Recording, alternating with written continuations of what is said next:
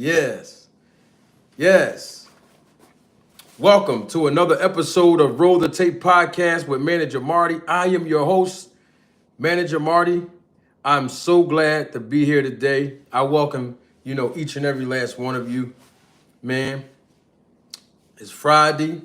I ain't gonna finish that last part because I don't get high. But y'all know that scene out of the movie Friday, right? Yeah, that's what I was talking about. Yeah, that's to all my old heads. Yeah, y'all, the old heads know about that movie. I wanted to play something for y'all as the viewership is going to start climbing in. Everybody's going to come in. I want to play something that I scrolled across earlier today. Just wanted to go back to some of the things that I've been talking about on YouTube. Just like to refresh some people's memories, especially the new audience, the new members of the Roll the Tape film crew that we have watching me live and live in color week after week. Most of them do not recall or even have knowledge of me conducting interviews about the business of boxing way before I even started a YouTube channel. And I wanted to be able to refresh some of the conscience of the audience and, start talking about some of the points I meant. Well, some of the points that I was referring to then that still apply to today, that's been applying for many years, obviously in the sport of boxing, to educate, each and every last one of you when it comes to the business of boxing. We already know that's what we do. Of course, I provide entertainment, absolutely. But it's all about the primary objective to disseminate education. And that's what this channel is all about. And so I wanted to get back to that as well, the basic foundations of why I'm here on YouTube and the contributions that I'm going to continue to make to educate all of you when it comes to the business and the sport of boxing that you won't find nowhere else. And that's why I'm glad that you're here. So welcome. Come on in. Come on in. Have a seat. Have a seat. Let's allow the likes to be congruent with the numbers of views that we're gaining live and live in color. Come on in. We're not going to do our town watch check-in today, but come on in. Come on in. Yeah, have a seat. Yeah, we at the family cookout. Come on in, have a seat. Please, I encourage you, if you haven't done so already, please subscribe to this channel. Please, if you haven't done so already, feel free to join the channel, become a Roll the Tape Film Crew member, become a supervisor of the Roll the Tape Film Crew. Come on in, join the channel, gain some perks. There's 3 different tiers, 3 different levels of it. I see the likes being congruent with the viewership, and I appreciate that. Come on in, have a seat. We chilling today. We're gonna freestyle a little bit today.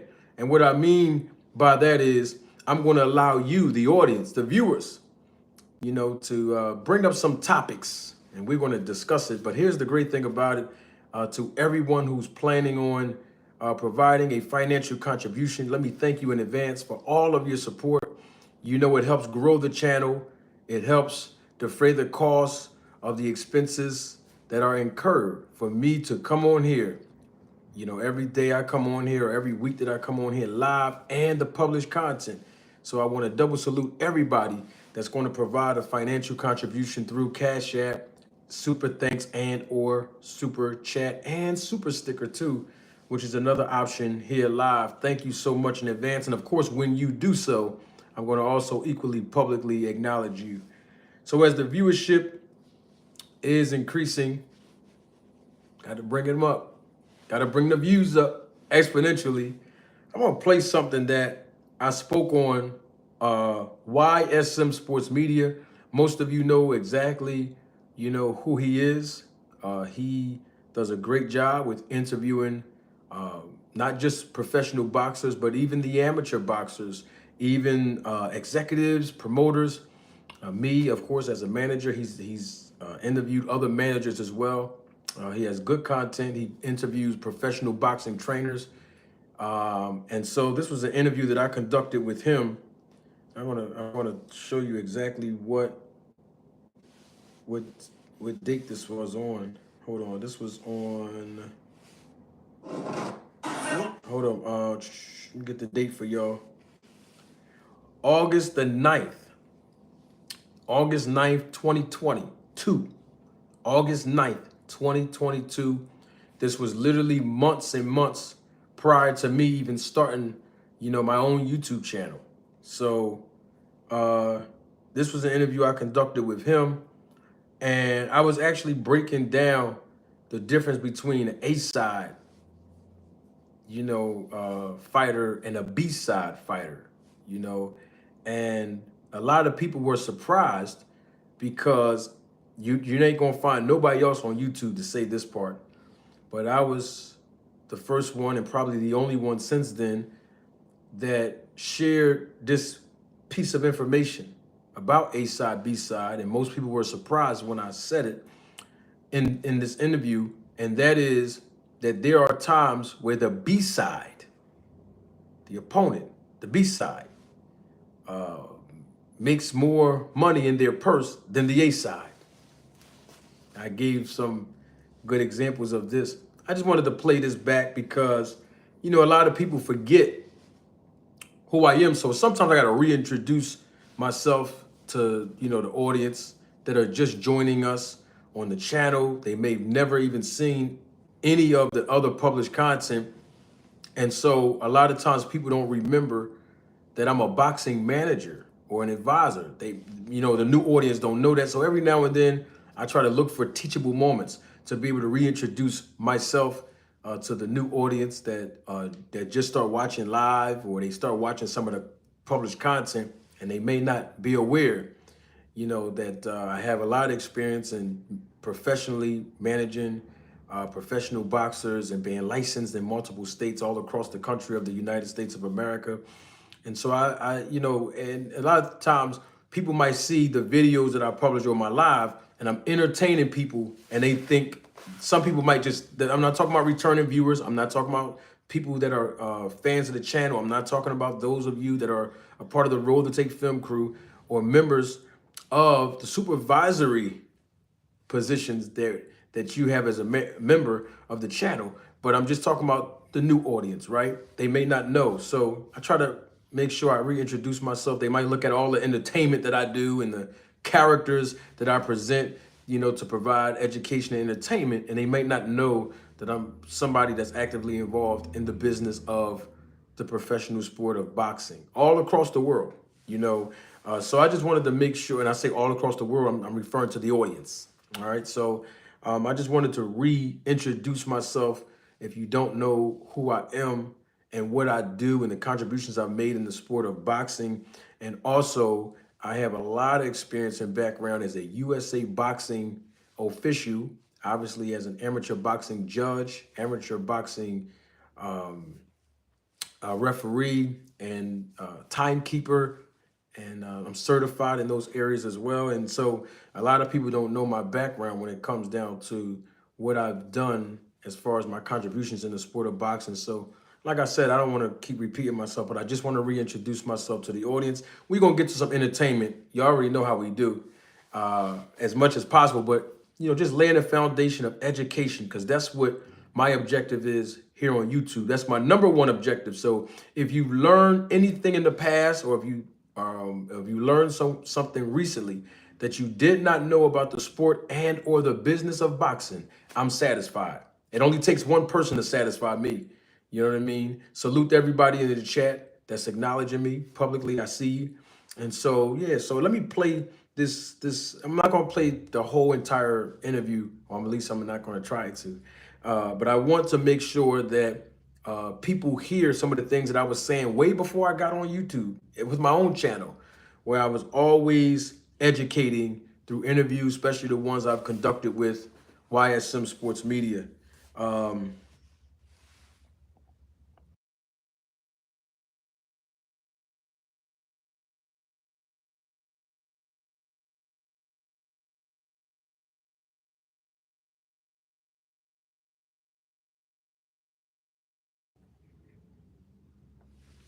All right, let's see what we got here.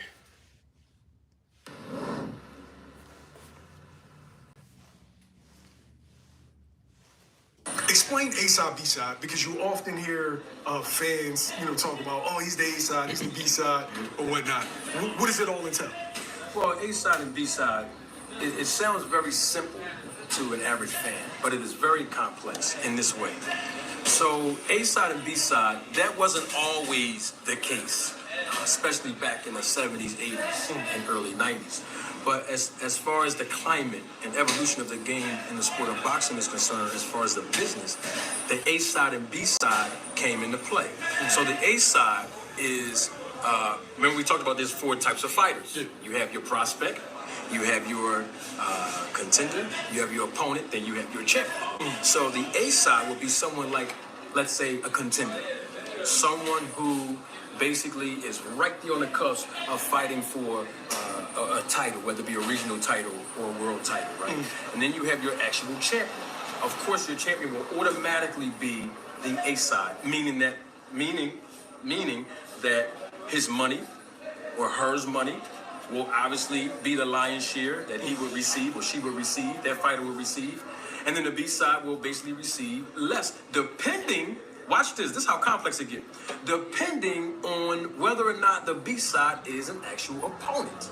I don't want to give all the secrets to the game, but this is what we're talking about. We're trying to educate the people. So let's use that as an example. My fighter is the A-side. Let's say he's 8-0, 4 knockouts. And we have an opponent. He's 4 wins, 12 losses. Just because my fighter is the A-side does not necessarily mean that he's going to get paid more than the opponent. You see? But he is the B-side. That opponent will be the B-side, not just because of the lion's share of the revenue being split, but also because of the fan base. That is totally important. So if someone's a B-side fighter, fighting an A-side fighter, but the B-side fighter sell more tickets. That's what this business is about. And I think I even heard, Coach Hackett talk about that. If the B-side sell more tickets, obviously he's going to get paid a percentage. He might get paid more than the A-side because this is a prospect. The manager and the promoter got to put a lot of money and invest a lot of money into building up this fighter. So the question is, how much money is the manager and promoter willing to lose to be able to build this A-side up, even though the B-side might get paid more than the A-side? So it's all about marketability and who sell tickets. That's what it basically boils down to. Did y'all hear that? Did y'all hear what I said? You ain't gonna find this nowhere else. That's why I'm glad you came over here. We have to make sure that the likes are congruent with the amount of people that's viewing live in living color. All right, let's jab, let's hook, let's uppercut. Let's place our holy hands on that like button. Come on now. Did y'all hear what I said? You see, this is the type of education that I get excited about. I'm so passionate about empowering people, but I get excited about educating all of you, because when you get the information and the knowledge, you'll understand why things are not happening and why things are happening in the sport of boxing. You got some people, and I don't have to call their names. Most of you know who they are, and I don't care about calling their names out. I'm just trying to prove a point. And I'm talking about other content creators who get away or have gotten away with saying this. It's the business of boxing, the business of boxing, the business of boxing, the politics of boxing. We hear that all the time. And I'm not talking about just one particular content creator. I'm talking about a lot of them that have said that on YouTube. Oh man, it's the business of boxing. It's the politics of boxing. These are the reasons why we're not getting the fights that we're looking for. These are the reasons why A, B, and C is not happening. These are the reasons why A, B, and C is happening. It's the business of boxing. Oh my gosh, the business is so grueling. Oh my gosh, man, it's the politics. And you're hearing these things over and over again, and you have heard these things time and time again, month after month, year after year before I got here on YouTube, right? And so when you hear these things over and over again, you start to believe it. But the question becomes, who is the mail deliverer? You got to ask yourself, who is the source? Who is the source? Who is delivering this message? Who's delivering this mail? The only reason why, and I'm talking to my audience here in America, the only reason why you open the mail with your name on it that has been delivered by the United States Postal Service is because you know that the United States Postal Service is a credible mail carrier. You know that. You don't even have to question it. Their stamp, their logo, their branding, bam, is solidified on the mail that's delivered to you. FedEx, UPS, you don't have to question Amazon. You don't have to question delivery packages that come to your house that you order something online. When you see the UPS driver or the FedEx driver delivery, or take a picture of it and send it to your email or your phone, you know for a fact that this was delivered by a reliable delivery carrier. Amazon. Oh, I don't even have to question if this was delivered by a legitimate company. FedEx, UPS, Amazon. Oh, I don't even have to question it. I know for a fact that whatever package I ordered, it was delivered by a credible delivery service, by a credible delivery courier service. You know that. You don't have to question it, right? But you have people that's been on YouTube for months and months and months and years and years and years telling you it's the business of boxing. It's the politics of boxing, the business of boxing, right? But they're not credible sources. They're delivering a message and they have no credentials to support and substantiate the claims that they're making. You want to know how we all know that? Because they've never conducted not one business transaction in this sport. So how do they know what the politics of boxing is? How do they know it's the business of boxing? They've never conducted a transaction. That's the truth. I told one of the content creators, I said, the difference between you and I is that you talk about reactions. I talk about transactions. It's a difference. So, and that's not for me throwing shade on the guy. I'm just saying, let's talk business from credible, reliable sources. That's all I'm saying. Let's get the like buttons up now. Let's click the like buttons. Come on, I'm dropping Jews today. It's Friday. It's Friday. I done entertained you all week now. I done entertained you all week. Come on in, have a seat. To the new audience, come on in, have a seat. Yeah, we got some fresh bread for you today. I'm waiting for the likes to come up. I still see, how is it like, I'm not even gonna tell you how many people in here, because you know, YouTube will tell you 60 people in here, be a whole 1,000 people in here. Matter of fact, let me show y'all something. And I'm gonna get back to my point, because I don't want to lose track of this thought. It's very important. Remember I told y'all in the last live that we did, what was that, Wednesday? I said that YouTube had the numbers say 100 and, I think it was like 120 people. They said 120 people was watching. And I told y'all nearly 2,000 people are watching me live, even though on your screen it say like 120 people. I'm gonna show you something real quick. I screenshot it like I told y'all I was gonna do. Remember I told y'all I was gonna screenshot it and post it and show y'all, remember? Oh, it's not even letting y'all like the video now? All right. Okay, YouTube. You know my channel shadow banned. We already know that.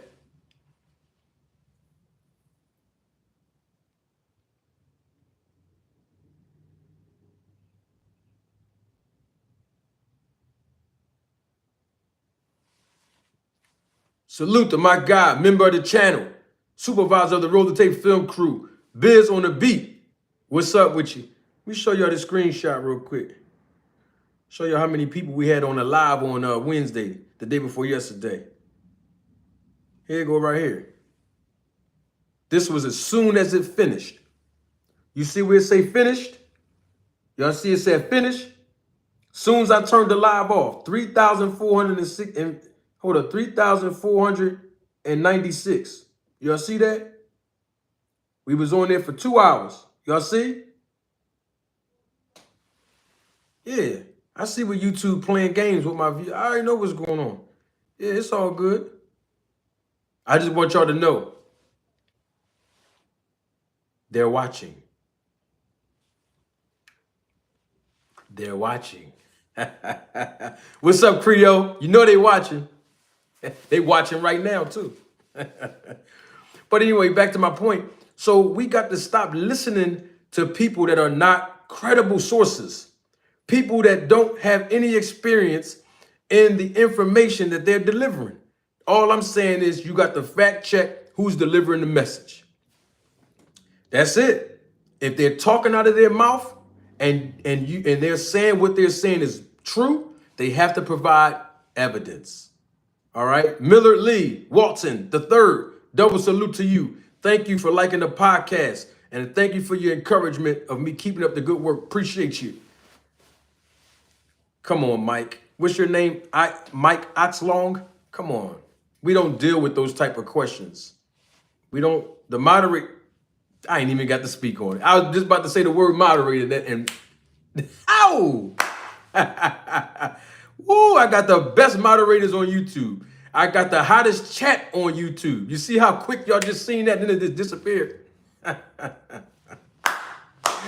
Woo! Yeah. Now, here's the thing. The information, right, that I'm delivering, there's credibility behind it. There's credentials behind it. There's character behind it to substantiate all the claims that I have.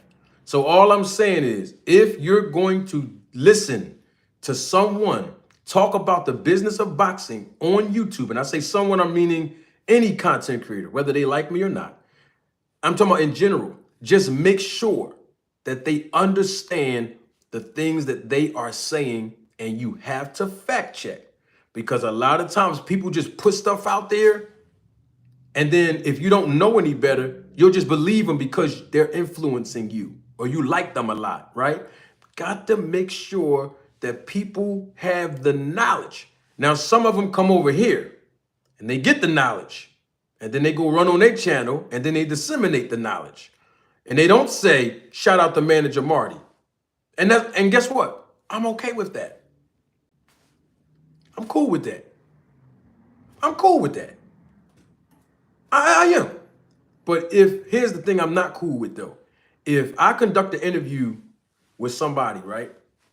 Whether they're prominent figures or not, I conduct an interview with them, with this person, right? And then another content creator does a reaction video on the information and the content that was produced and published here on this channel through an interview I conduct, and they don't say this interview was conducted by Manager Marty, I have a problem with that. Not because I want the attention. I don't care about that.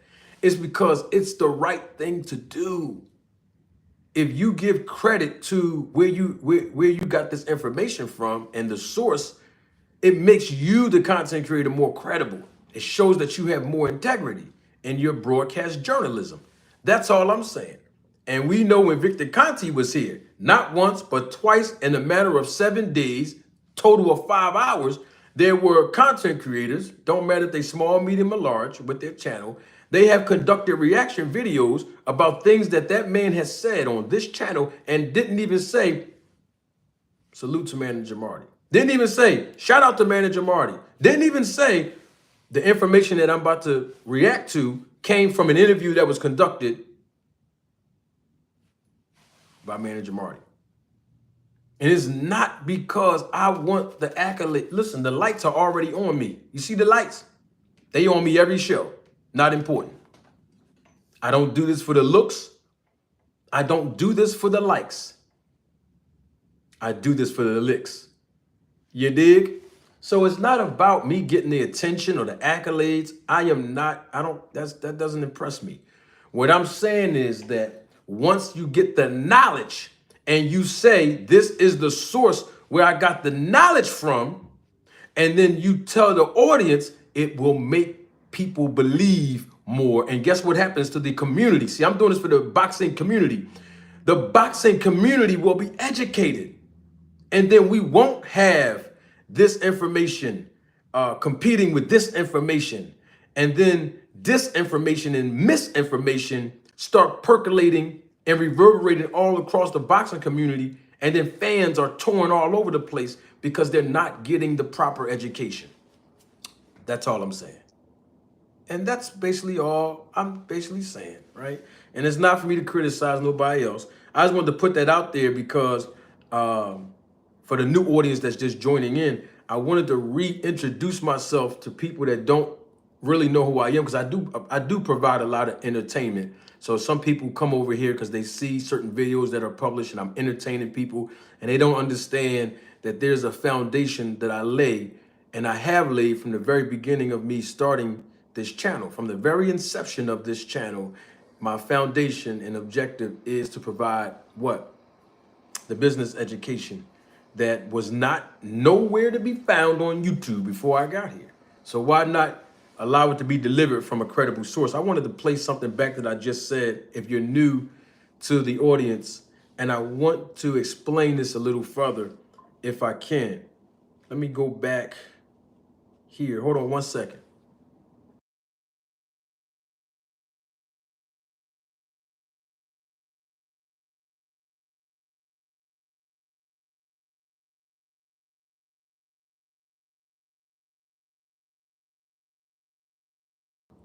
And this was an interview I conducted with YSM Sports Media in August the 9th, 2022. This is months before I even started my YouTube channel. And I wanted to just rehash something for educational purposes. Don't take my word for it. Roll the tape. The A side and B side came into play. So the A side is, remember we talked about there's 4 types of fighters. You have your prospect, you have your contender, you have your opponent, then you have your champion. So the A side would be someone like... Did y'all hear that? Y'all heard there's 4 types of fighters in the sport of boxing. I'm talking about in the professional rankings. 4 types of boxers in the professional rankings.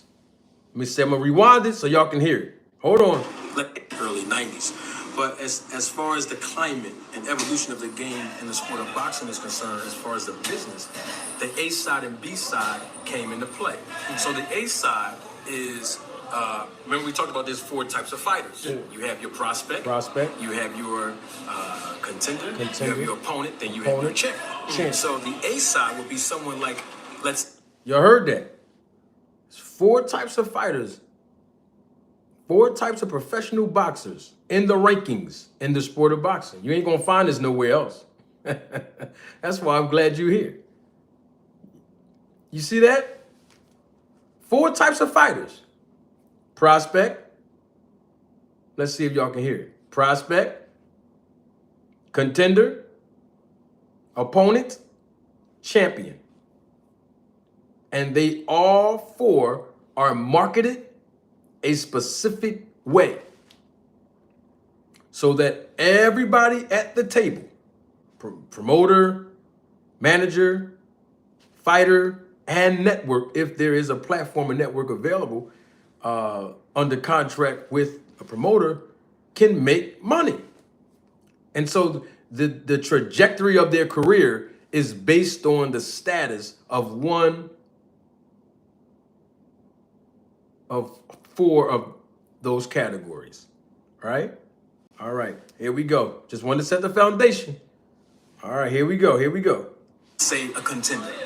Someone, you have your contender, you have your opponent, then you have your champion. So the A side would be someone like, let's say, a contender. Someone who basically is right there on the cusp of fighting for a title, whether it be a regional title or a world title, right? And then you have your actual champion. of course your champion will automatically be the A side, meaning that his money or hers money will obviously be the lion's share that he would receive or she would receive, that fighter will receive. And then the B side will basically receive less, depending. Watch this. This is how complex it gets. Depending on whether or not the B side is an actual opponent. I don't want to give all the secrets to the game, but you know, this is what we're talking about. We're trying to educate the people. So let's use that as an example. My fighter is the A side. Let's say he's 8-0, 4 knockouts. And we have an opponent. He's 4 wins, 12 losses. Just because my fighter is the A side does not necessarily mean that he's going to get paid more than the opponent. Woo! Woo! Woo! Your favorite content creator didn't even know that before I said it on August 9th, 2022. You heard what I said? As the viewership is increasing exponentially, it's going up. I love it. There are times that the B side make more money than the A side. And I was only referencing, right? Let's just say a prospect. I'm gonna give y'all a classic example. All right. Let's say a prospect. Say prospect 8-0. Just using that as an example. Let's say this prospect is 8 wins, 0 losses, right? And the promoter has this undefeated 8-0 prospect signed, right? And the 8-0 opponent, the 8-0 prospect needs an opponent. So then now you have an opponent who's 4 wins, 12 losses. I need you to stay with me on this one. Don't leave. Stay right here. Come on, look this way. Stay with me. I'm trying to break down the business for you. So you have an opponent who's 4 wins, 12 losses, right? Versus, let's say, a prospect, 8 wins, no losses, undefeated. Now watch this. This where, like I said in the interview, this where it gets complex. The prospect is already contractually obligated to compete at a specific amount of compensation, right? You hear what I'm telling you? That prospect is already locked into a guaranteed contract. Remember I talked to you, every time you hear the word guarantee, when you hear that with regards to a fighter, a professional boxer who has an obligation to a promoter and the promoter has an obligation to that fighter under contract now, contractual obligation, there's a minimum and then there's a maximum amount, right, of the promoter compensating this fighter, nothing below the minimum of the agreed upon compensation and nothing exceeding the maximum. Okay? Y'all got that? So I'm just going to use that as an example. Fighter is, did I say the fighter's 8-0? Yes. Prospect is 8 wins, no losses. And let's just hypothetically say, I'm just using that as an example now. Let's just hypothetically say that this fighter is competing against an opponent who's 4 wins and 12 losses. And let's just hypothetically, so I'm just being very hypothetical here. These are not real numbers, just being hypothetical. Let's say this 8-0 prospect who's signed to a promoter in a guaranteed contract, right, is going to make $5,000. I'm just using this as an example. This fighter is going to make $5,000 to get in the ring and compete with a fighter who's 4 wins and 12 losses. Right? Prospect. This is a rookie contract. I say somebody, big dog, good one. And so that means that moving forward, right, for the prospect who's 8-0, they may never receive the below $5,000. and they may never exceed five grand within another year or two being under this contract. I'm just using this as an example. I'm not including regional titles. I'm not including world title. I'm not including none of those other elements. I'm just doing this for the scope of my references to illustrate a point. And let's say there's an opponent that is 4 wins and 12 losses, has a total of 16 professional fights against a fighter who has obviously a total of 8 fights. And let's say there was an opponent that was going to be compensated for a ballpark figure. I'm just using that as an example. Let's say 3,000. I didn't even tell you how many rounds yet. Don't worry about the rounds. Don't worry about the rounds yet. I'm just using it as a reference. It's not 12 rounds. It's not 10 rounds. All right, below that. So let's just say this 4 and 12 opponent was a last minute replacement. This 4 and 12 opponent wasn't even the original opponent. So 2.5, 3 weeks before the fight, the opponent gets a phone call. Hey, you want to fight fighter A, 8-0? You 4 and 12. Now, of course, he signed, the 8-0 fighter is signed to a promoter. Signed to a promoter. He gonna get 5 grand, win, lose, or draw. Somebody just cash at me. Hold on for 1 second. We gotta be able to acknowledge the people. I got to acknowledge my supporters. Got to do that. Double salute to Maria Wilson. Thank you so much, sweetheart. I appreciate your cash app and your contribution. And speaking of contribution, we have my guy in the chat right now, YSM Sports Media. And YSM, I just gave you credit for when we did that interview, YSM, on August 9th, 2022. I'm just breaking it back down. I'm going to spend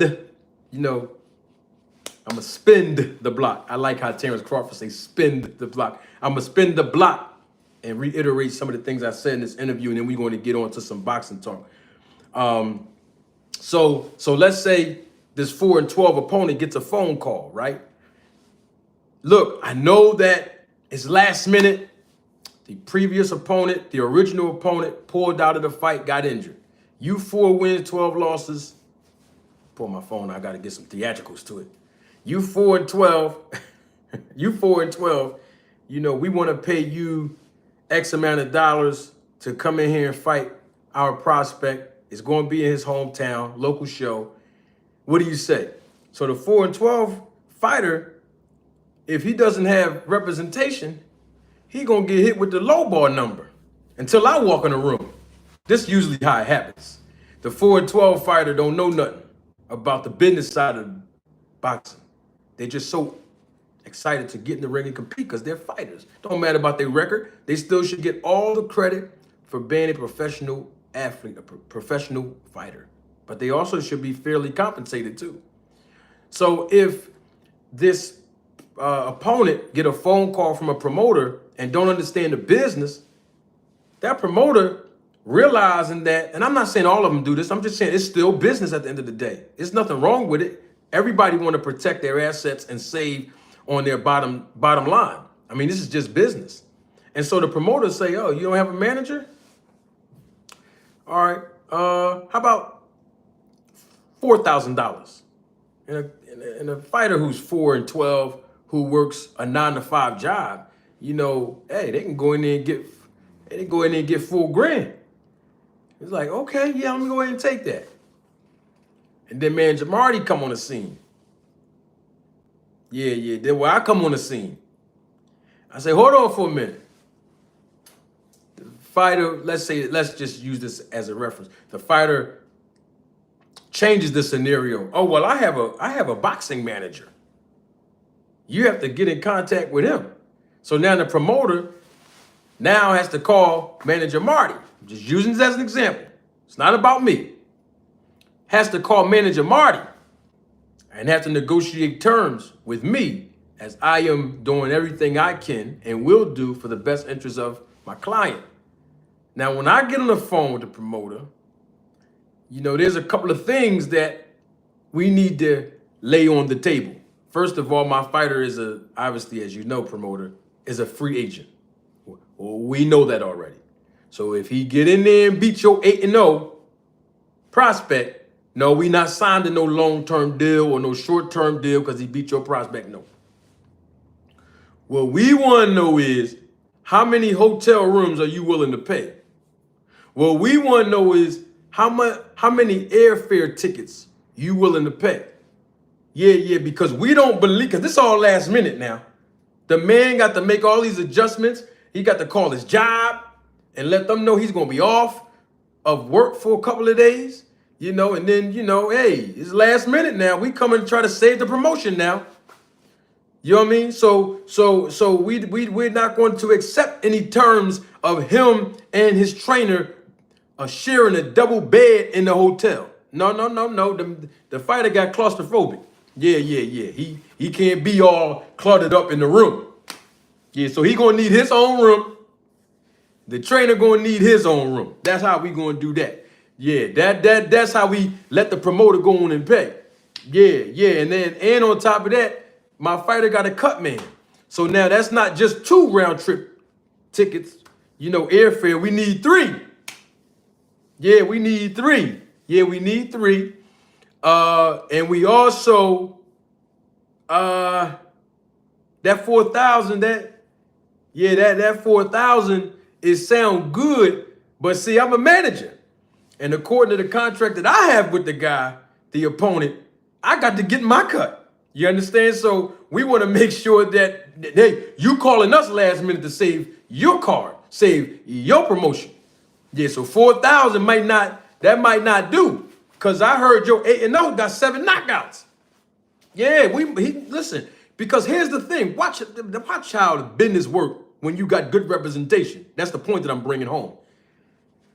If your 8-0 prospect who has 7 knockouts knock out my 4-12 client who's an opponent, don't you know that the ringside physician and the athletic commission is going to suspend my prospect for at least a minimum of 30 days? So then that means the opponent is not going to be able to go back to work in the ring at least for another month. Now, if he knock him out cold, or knock him down 2 times and then knock him out, now we're talking about 90 days of a suspension, which is customary in the sport. So now that's we done lost. We could have lost 2-3 paydays if your 8-0 fighter with 7 knockouts knocked my fighter out. You see where I'm going with this? So now guess what I got to make the promoter do? He got to push them numbers up. Hey, we trying to save the promotion here. We all can win. Hey, we all can win. Yeah, we don't have to have any losers in the negotiation. Yeah, we're gonna need 7,000 though. Yeah, that just 7. That's the hey. That's just to get us interested. We're gonna need 7. We're gonna need 3 hotel rooms and 3 airfield tickets. And guess what? My fighter got to eat physically for at least 3 or 4 days. We got to get the per diem. Hey, him and his trainer gonna need a per diem. That's how the business of boxing works. I just wanted to educate the people. I just wanted to educate y'all. I gave y'all entertainment all week this week. I just want to give y'all a little education. Yeah, that's all it is. A little refresher course for the new audience that don't know who I am and what I've contributed in the sport or the business of boxing. You know what I mean? Because some people have been watching some new videos and they don't really know that I'm really active. And so they just think that I'm just on YouTube just doing entertainment stuff. That's all I'm saying. Double salute. 2 Cents Boxing, member of the channel, supervisor of the Roller Tape Film crew. Yeah, always a pleasure to see you. What's up, Mr. Greg? Yeah, so I just wanted to, this is basically how it works. I just threw some numbers out there. So my point is saying all of that, let me do what Terrence Crawford like to do, spend. I want to spend the block. I love when he say that, spin the block. In that scenario, if the promoter agrees to those terms, guess what? The B side, the prospect, the free agent just made more money than the A side. Why? Because in that scenario, the A side was locked and bound into a contractual obligation. That means the compensation in terms of that compensation and the rounds that that fighter is going to compete in through the duration of the contract is already ironclad in stone for the next 2 or 3 years. You see my point? So I'm just using those numbers just as a reference. And I was actually being generous with the numbers because it's a little bit less than that. That's all I'm saying. That's all I wanted to say. So I wanted to get back to that. Let me play a little bit more of what I was trying to say in the interview that was conducted August 9th, 2022 with YSM Sports Media. And you see, but he is the B side. That opponent will be the B side, not just because of the lion's share of the revenue being split, but also because of the fan base. That is totally important. So if someone's a B side fighter fighting an A side fighter, but the B side fighter sell more tickets, that's what this business is about. And I think I even heard, Coach Hackett talk about that. If the B side sell more tickets, obviously he's gonna get paid a percentage. He might get paid more than the A side because you see that. And that's another thing. That's another thing I can include in that in my negotiation leverage. Hey, B side, nice little fan base out where we talking about. Nice little fan base. I mean, his whole family, his friends, his co-workers, everybody gonna come. So guess what? Guess what happens? Guess what happens? Now, the percentage, not the percentage of the ticket sales. Let me be clear on that. Not the percentage of the ticket sales. A percentage that the promoter can agree to the terms of paying the A side and the B side. I'm not talking, in other words, I'm not saying if 1,000 tickets were sold at $20, then the A side can get a percentage. That's not in the contract. And I'm talking about the contract between the fighter and the promoter. That's not happening. And most guaranteed contracts, that don't happen, right? Standard across the business. Don't matter if it's your favorite fighter, a local fighter, a regional title holder, it don't make a difference. My point is, though, that the percentage part works where the promoter can say, well, listen, this is how much your purse is going to be, but because you sold X amount of tickets, I'll give you 5% or 10% of the tickets that you sold through the people that you referred to come to the fight by you selling the tickets to your friends, your family members, and different things of that nature. You know what I mean? So I just wanted to put that out there, as well. So there are times where the B side, who is not locked into a promotional agreement with a promoter who's just an opponent, and they make and earn their living as being opponents. This happens all the time. And there's nothing wrong with that, because this opponent is able to go in the ring, showcase their skill set, try to beat an A side. Most of the time they come up short, which is okay. At least they tried hard. And guess what? They get a paycheck, and within 3 weeks to 30 days, that B side can get right back in the ring with a different opponent and keep making money, keep making money, keep making money, keep making money. In other words, is what I'm saying is, as long as the B side opponent don't get knocked out and get suspended by a commission because of that, man, they can fight 5, 6 times a year.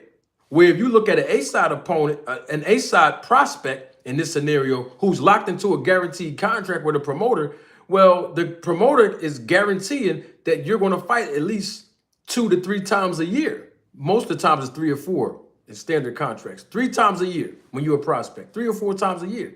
But the B side can fight 5, 6, 7 times a year. You understand what I mean? So right there, right off the bat, if a A side is signed to a promoter, and let's say they're gonna get, I'm just using this as a reference. Let's say they're gonna get $4,000 per fight. And they get and the promoter is guaranteeing them 3 fights in 1 year, right? That means that prospect can generate $12,000 for that year. right? But let's say this B-side opponent who got 5,000 in the first fight, 3,000 in the second fight, that's 8 right there. That's 8 right there. Didn't get knocked out, got another 2 over here. What's that? My math served me correctly. That's 10 racks. That's 10,000 right there. That's 3 fights, 10,000. 3 fights for the A side, 12,000. Watch this. We got 3 more fights to go. With the B side, we got 3 more fights to go. Another 5,000 right there, over there. That's 4 fights, 15 grand. I stop right there. I stop right there.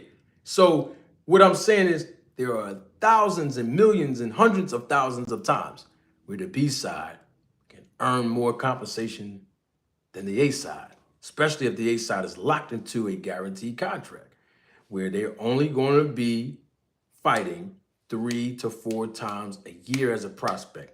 Most of the times it's 3 times a year. Well, at the minimum, I should have said at the least 3 times a year. Let's just say 4,000. I'm just using that I'm being very generous. That's a very, just a number, just for the scope of my illustration. So that's 12 grand for 3 fights in 1 year where you got a prospect that made 15,000 in 4 fights and still got 2 more left. So it becomes a career for a B-side opponent. Everybody gets to win because we all eat. And you know, if I represent a fighter, whether you B-side or A-side, I got to get mine too. Yeah, I don't work for free. Where they do it? What church they do that at? Even your local church don't work for free. And they getting paid 3 services in 1 day. Lord have mercy. That's another story for another day. But my point is, don't nobody want to work for free. Now, there are a lot of times I do volunteer. I'm not going to act like everything about money with me because it is not. You know what I mean? But at the same time, you know, it's all about business and having good representation. And so I just wanted to get back to that so that everybody can understand what this is about. And with that being said, we're going to freestyle a little bit. If y'all just joining us live, I said that we're going to do a little freestyling. We're going to do a little freestyling today. We're going to talk about, you know, my thoughts on the whole Gervonta Tank Davis versus Frank Martin, right? We're going to talk about that. But we're going to do a little freestyle. What y'all want me to talk about today? It's Friday. What y'all want me to talk about today? Let's talk about it. What's up, Uptown boy? Hope you feeling better, man. P Flame, what's going on with you? Salute. Roll the tape. Hey, Uptown boy, man. Good to see you. Hope you feeling better, for real. I just saw your comment in the chat. Can somebody help the channel, please? Can somebody be a blessing to the channel? Hey, what y'all want to talk about? We're going to freestyle a little bit today.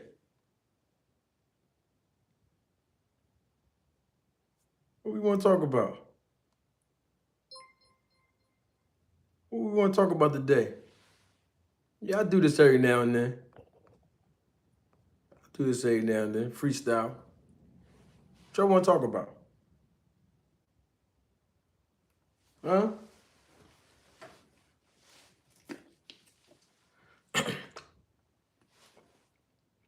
It's Friday. Y'all want to talk about nothing? Boxing related is what I'm talking about. What y'all want to talk about? Shoot a topic out to say something. Anything in particular? Let's talk. Oh, yeah, that's what I'm talking about. Oh, shoot. Somebody said, hold on, the super chat just came up. Yo, man, the chat be going fast. Hold on. Double salute to my guy, Band Up. Thanks, Band Up, for your contribution and your support to the channel. The first super chat of the evening, and I'm sure it's not the last. Thank you so much, Band Up. Band Up says, salute, Marty. 100, 100. You like that little gift I sent you? 100. What gift you sent me? What you talking about? Instagram?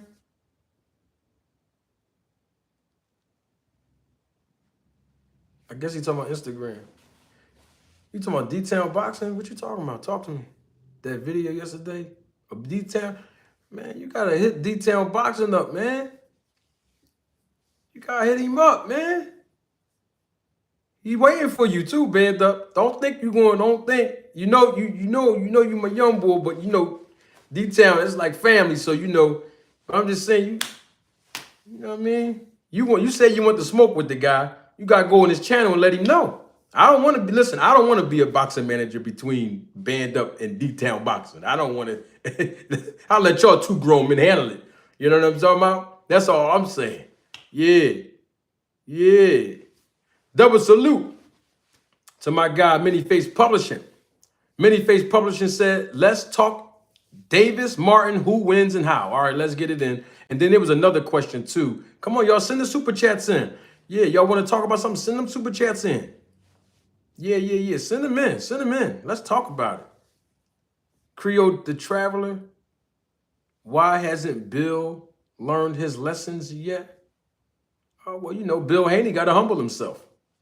You know what I mean? Just for the scope of your question, Bill Haney has to humble himself and learn the business of boxing.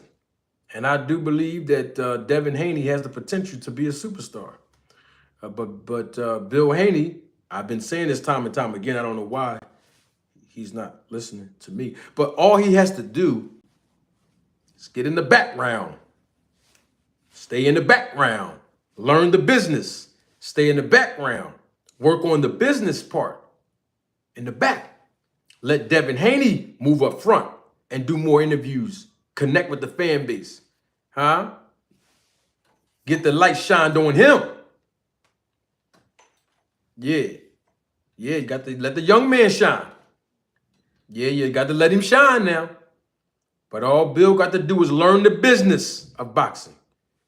Go in the back and handle the business affairs. Got to tighten the business up. And then while he's doing that in the back, he can let Devin Haney come out front and get all the shine that he deserves as the fighter and not be overshadowed by his father and his father's antics. I've been saying this now. This is not new information. And that's all he's got to do. But Bill Haney's going to have to humble himself to take that position, to do what I'm saying that's going to propel Devin Haney's career into superstardom. He's already a star. You know what I mean? That's all I'm saying. He's already a star. And yeah, so let me get to this super chat that came up. So yeah, let's talk Davis and Martin and who wins and how. Here's the thing. I don't know, and I could be wrong. I haven't heard any official PBC interview from a representative there, any of their publications on their website or their social media platforms that's confirming this fight between Tank Davis and Frank Martin. So I don't know if this fight is going to happen or not. And not only that, but when is it going to happen? We don't know. I haven't heard in anything official from PBC, and I'm not going to believe this fight is going to happen until I hear someone from PBC announce it or their representation, either Frank Martin's representation or Tank Davis or even the fighters themselves, But, excuse me, if they did fight, to get back to Many Face Publishing's super chat, thank you for your contribution and your support again, Many Face. Let's talk Davis Martin, who wins and how. Well, I believe that it will be a good fight. I believe that not only will it be a good fight, but there's a possibility, because we don't know if Frank Martin has a chin or not. And I'm not saying he do, and I'm not saying he don't. I'm talking about in a professional fight, in the ring. We haven't seen anyone check his chin and hurt him. So we don't know if Tank Davis can hurt him. And I'm only saying that because most people are expecting Tank Davis to knock everybody out like he's been doing. All right. So I think that it will be a really good fight. Tank Davis knows how to box and he knows how to fight. Frank Martin knows how to box as well. He got that dog in him. We got to give Frank Martin credit. He has that dog in him. Okay. And we saw how he performed against how you say his name? The young man Rivera. He looks like he has the haircut. He favors Muhammad Ali. Yeah. In that fight, Frank Martin knocked him down and won in, to me, decisive fashion. And unfortunately for Mikel Rivera, he tested positive for a banned substance. And that was unfortunate after that fight.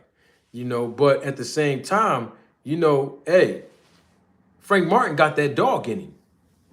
Yeah. Frank Martin has that dog in him. So I don't think he's going to lay down for Tank Davis. And I think that Frank Martin will come into that fight as the naturally bigger man. I mean, I know people forgot about this, but just a few years ago, back in 2019, Frank Martin was fighting that welterweight. I think he weighed in at around 146 or something in that fight. But yeah, so he's a big guy with his frame. You know what I mean? So he's coming into this fight with Tank Davis as the naturally bigger man, which means that it might be harder for Tank Davis to knock him down or knock him out, because I'm just using knockdown or knockout, not saying that he will, but a lot of people expect Tank Davis to go in there and knock everybody down, because that's what he is known for. But I think it will be a good fight, and I'm going with Tank Davis. You ask me who's going to win, who I think is going to win. I think Tank Davis will win, but I don't think it will be like a knockout of he'll knock Frank out. I don't think he'll knock Frank Martin out. I think it'll be a generally close fight in the beginning, and then it's just going to be close all the way up into the 12th round. But I think that Tank Davis can etch it out, and it's a possibility Frank can win. But because here's the thing, because both of these guys haven't fought in a long time, neither one of them. So they both going to come in and shake that ring rust off. And you know what I mean? So I say that in the beginning of the fight, they both got to get that ring rust off of them. But as far as the marketability of this fight, that would be more of my concern as a businessman in the sport of boxing, because if you go down and look at the business model of Tank Davis's career, he doesn't have a long or even a short history of even fighting and competing against Black American fighters. I told y'all that Tank Davis, Devin Haney, Adrian Broner, and Terrence Crawford, all four of these guys, world champions, right? But they all share that one thing in common. You never heard no one else say that on YouTube but me. And the reason why is because you look at their resumes, you see that the business model is kind of the same in some respects, that they don't have a long history in their entire career, all four of those guys, of competing against Black American fighters. And there's a reason for that. All right. And so my point is, when you look at this fight between Tank Davis and Frank Martin, it might not happen. It's all about marketability. That's why I'm waiting for PBC to come out and say, hey, this is the fight that's next for Tank or not.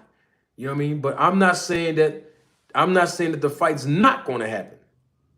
I just want to be clear on that. But at the same time, it's all about marketability. That's it.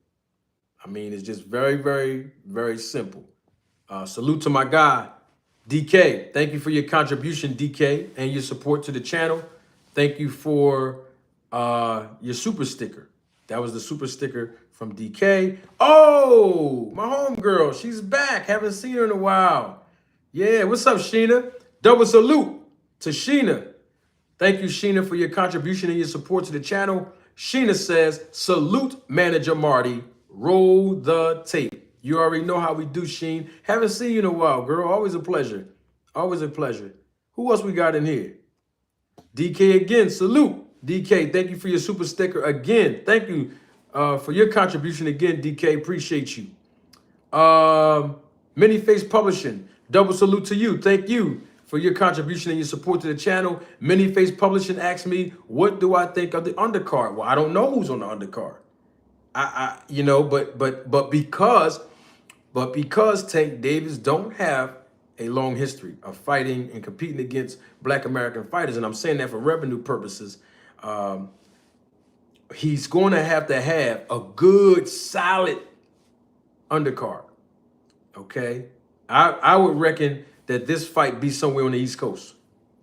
help get the live gate popping.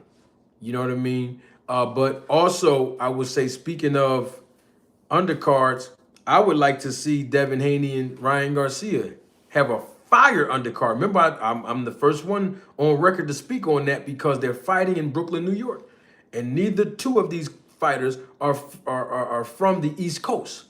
All right, and I think it's a great market for them to tap into on April the 20th, especially 2 weeks before Canelo Alvarez, fight. You know what I mean? So you go in there and steal that money from the live gate and the pay-per-view sales and back out and get on out the back door. But at the same time, the undercard has to be solid. It has to galvanize people to buy into this fight. Not just live gate, but even paying the pay-per-view to see that fight. It has to be a good undercard. All right? Want to make sure I'm not leaving nobody's super chat or super sticker out.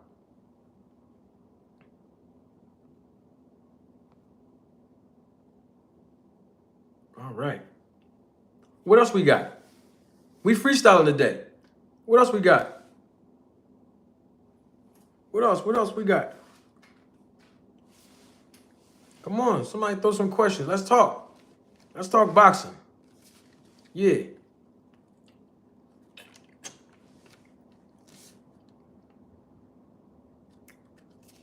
Yeah, man, I can't wait. I can't wait either, Uptown Boy. Greg Quarterbomb, what's good? What's good? What's good? What's up for Bud? Oh man.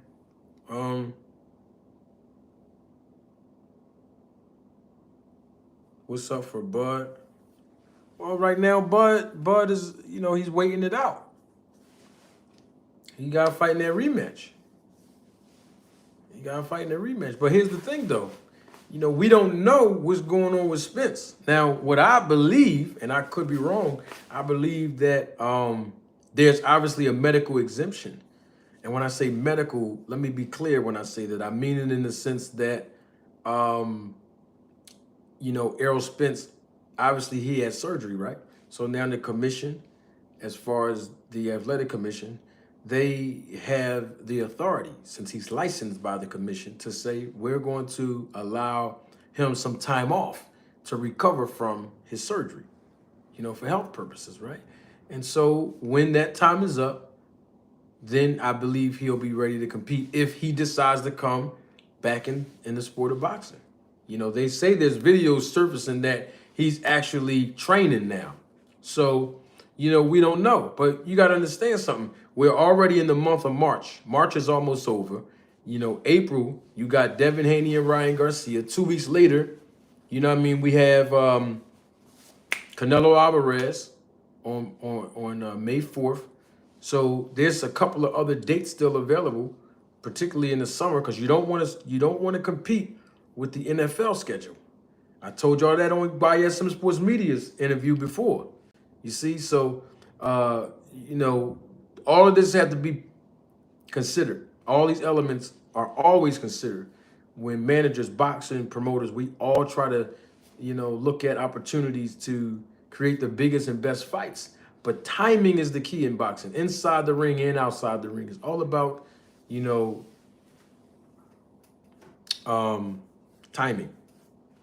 You know what I mean? It's all about having good timing. Hold on, y'all. I'm trying to. Yeah, I can't wait to see what PBC's and Amazon's production value is going to look like myself. I can't wait. I want to say something real quick. I just want to dispel this myth. Canelo Alvarez didn't leave PBC. I want to start there. Canelo Alvarez did not leave PBC.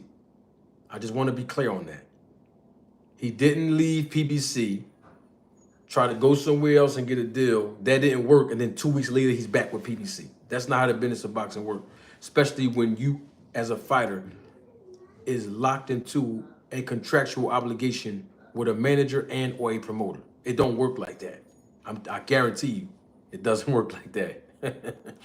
No, it doesn't work like, oh, I just want to go, I'm signed to a manager or promotion company. I just want to go talk to this other promoter real quick.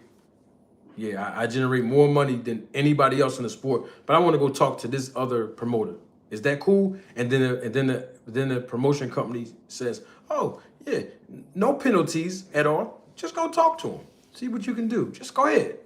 Yeah, we'll just release you. Just go ahead." And then 2 weeks later, the fighter gets back on the phone and say, those terms weren't favorable. I'm coming back to y'all. No, that doesn't work like that. Especially when the promoter or a manager has an agreement in a contract with a network. Amazon, Prime, it's the network that already cut them a check. Talking about PBC, talking about Al Heyman, they already cut them a check. The licensing fee, remember I told y'all about that? Okay then.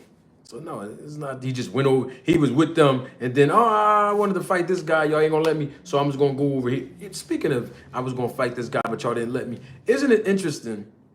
I was thinking about this about Golden Boy Promotions. Because Jaime Munguia is fighting Canelo, and I believe that Jaime Munguia is still promoted by Golden Boy Promotions, if I'm not mistaken. But did y'all notice, is it me or did y'all notice that Munguia and even Ryan Garcia both, and this is Ryan Garcia's second fight through a co-promotion, is it me or Golden Boy Promotion only do well with the fighters that they have under contract? And I'm talking about the fighters who have the potential, earning potential, to make good money for themselves and for the promotion, that they do well for that fighter and representing that fighter through co-promotion. In other words, is you haven't seen Golden Boy bring up a fighter or even, sign a fighter or acquire a fighter and give them a big pay-per-view. I mean, a really successful one against a formidable opponent that will basically, have a competitive fight in the ring.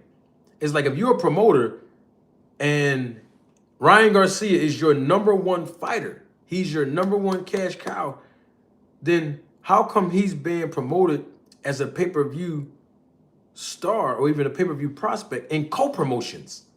One with PBC, with Tank Davis, and then now with Eddie Hearn in the Zone through Matchroom.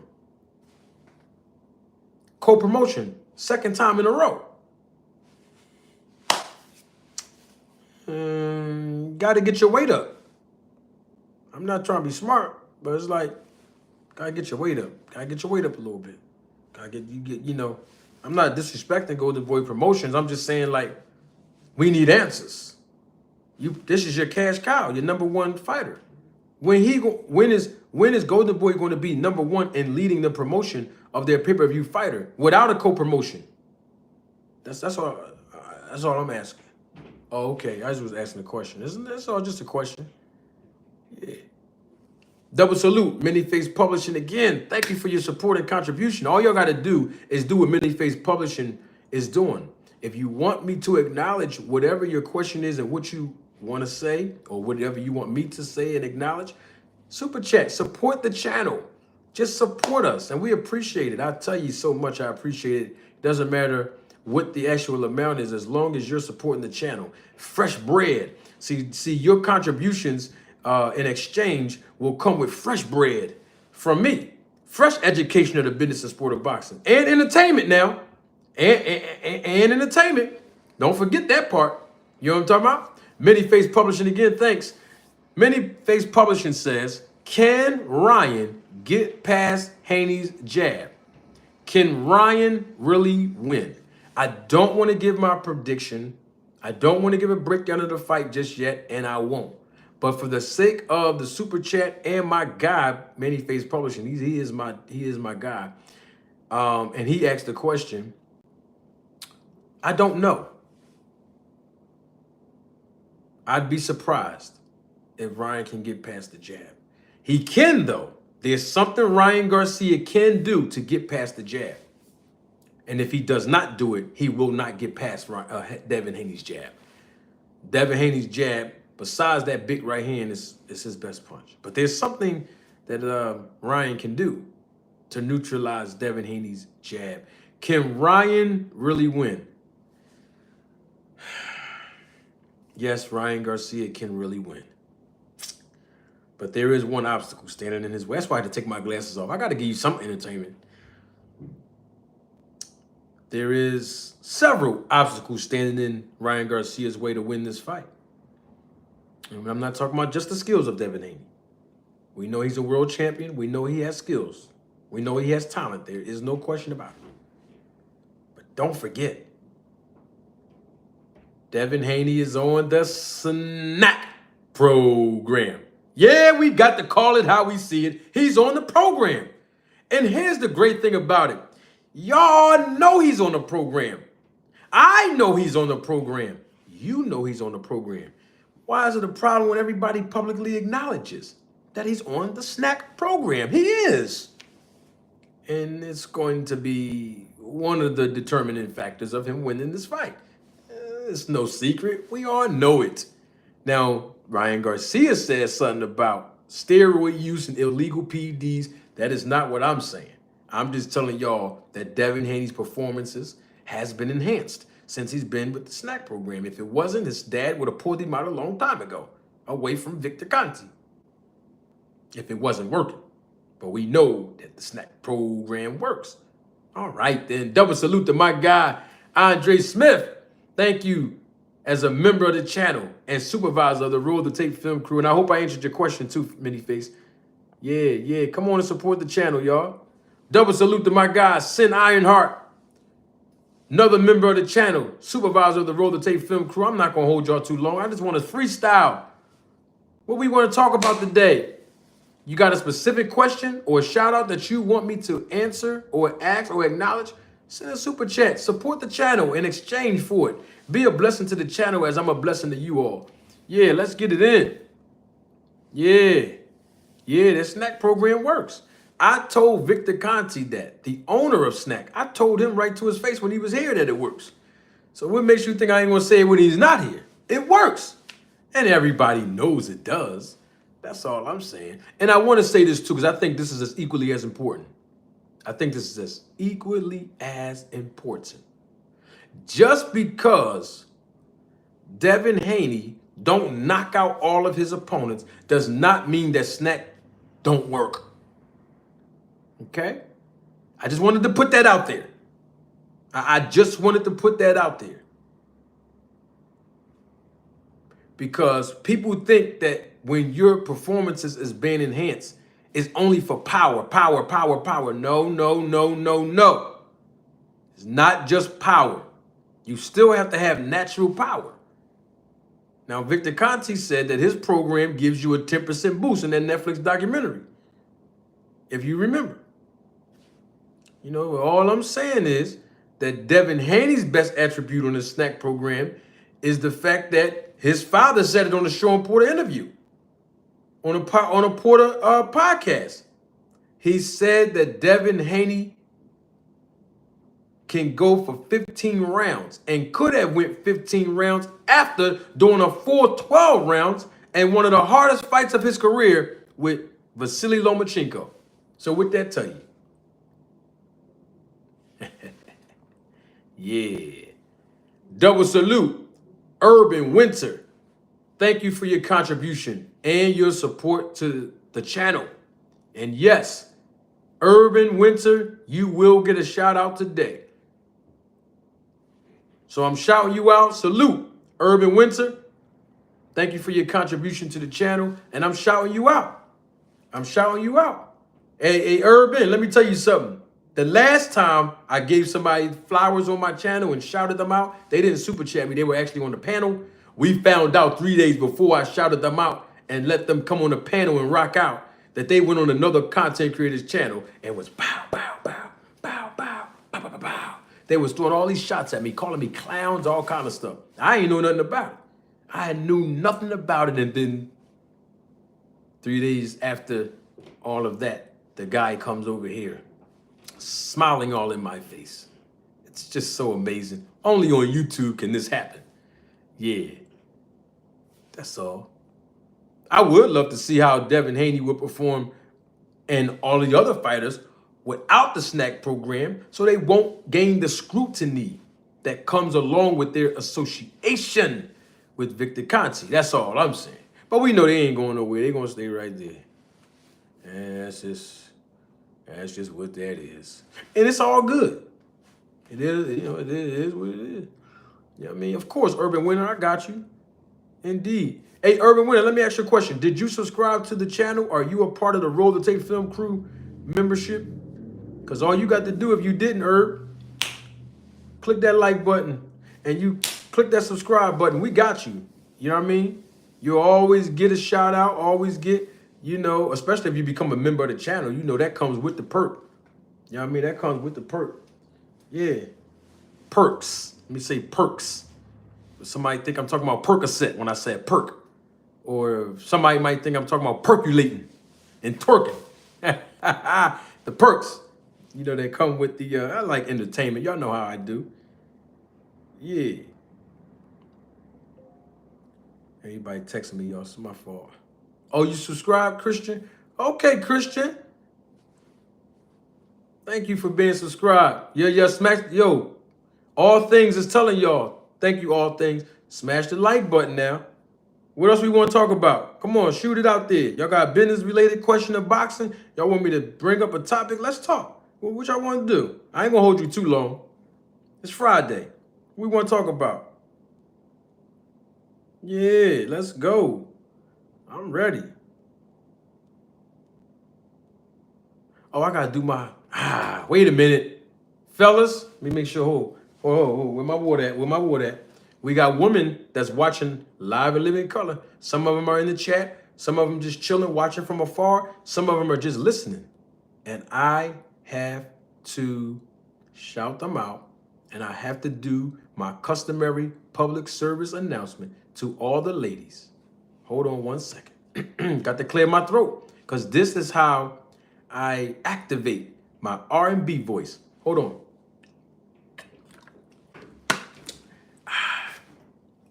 Hold on. You turn these lights out. You got to set the mood when you turn the lights out, huh? Now, quick question. Y'all think I should do my PSA for the ladies with the glasses on or the glasses off? Hurry up, somebody in the chat. Hurry up before the ladies leave.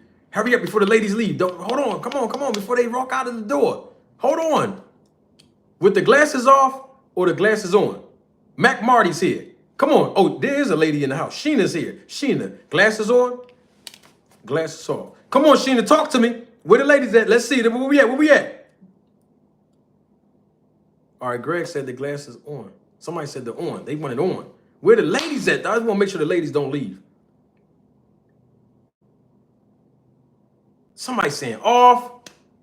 All right, well, the ladies saying on, so I got to keep, hey, fellas, I got to listen to the ladies. They want them on. This is one of my favorite parts of the entire show. I promise you that. There's not a super chat. There's not an amount of super chat that get me more excited than talking directly to you, sweetheart. Yes, you, baby. Don't be looking around worrying about what other women are looking and chatting. That's not important. What's important is you listen to me. I want to double salute you, sweetheart, from the bottom of my heart. Yes, I do. I promise you. Because your contribution, and I'm not talking about your monetary resources. I'm really talking about the time that you take out of your busy schedule in life to come and support me, and you invest your time. And I want to say from the bottom of my heart, I really appreciate you, sweetheart. And this is to all the ladies that's watching me all across the world, because we have ladies all around the world that watch me. And I want to say thank you so much for your support and how elegant and classy you ladies are in the chat, in the comments section. And I don't want to put no men on the spot, ladies, but I got to keep it real. And that's what you love about me. But the thing is that we have a lot of men that don't know how to control their emotions. In the panel, on the chat, they be trolling, and you conduct yourselves with so much decorum that even overshadows all of the trolling that happens on this channel by emotional men. And I want to tell you from the bottom of my heart, thank you for your support. Double salute to all the queens out there, and I love you, and I know you love me. All right, fellas, that was it. Let me get the lights back on. Talk about some boxing. That's how we get down. I love that part of the show. It's really my favorite. People be stopping me all in the streets behind that. They don't even be listening to the business in the education I put out there. They be talking about Mac Marty. I'm like, yo, I got 4 other characters and I be breaking down the business. And the first thing you want to talk about is Mac Marty. But it's all entertainment. Oh, somebody want to ask about Mike Tyson and Jake Paul? Listen, man, I don't know. Mike Tyson is 30 years older than this guy. And Jake Paul just fought, what, last week, 2 weeks ago? So he's sharp. I don't want to see Mike getting hurt. I don't want to see Mike Tyson getting hurt. But I also don't want to see Jake Paul get hurt. Because Mike Tyson's still Mike. At the end of the day, it's still Mike. It's still Mike now. It's still Mike. Anything can happen. But, you know, Mike Tyson's been out the ring. When was his last fight? Roy Jones? I don't like that for Mike. I don't want to see the man get hurt.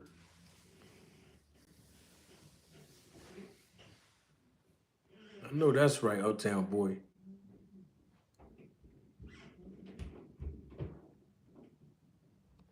Can you name a car for an edit? What does that mean? Can you name a car for a edit? What does that mean? Talk to me. Help me understand. Oh, Christian, thank you. That's why I do all these videos, because of the motivation that people like you that encourage me throughout this journey on YouTube, that like the videos, that love my videos, that get entertained by the videos. I bring all of my personalities on YouTube when it comes down to the characters. When I say personality, I'm referring to the characters that I present. I do that all to entertain you, you know, because I don't want to talk about the business of boxing for an hour, for 2 hours. And I know I don't bore you because I do tell great stories. But at the same time, I want to make sure you're entertained. I want to have you laughing. I want to have you thinking. And that's most of the time that I do all this, to have thought-provoking topics and information. So when you cut YouTube off, you think about that. I never even thought about it the way Manager Marty, you know, illustrated that. And then we come back on here and I break down some more stuff and break down some more stuff. I've only been on YouTube for a little over a year now. And I think a year and 3 months or something like that, right? And man, the experience has been so great.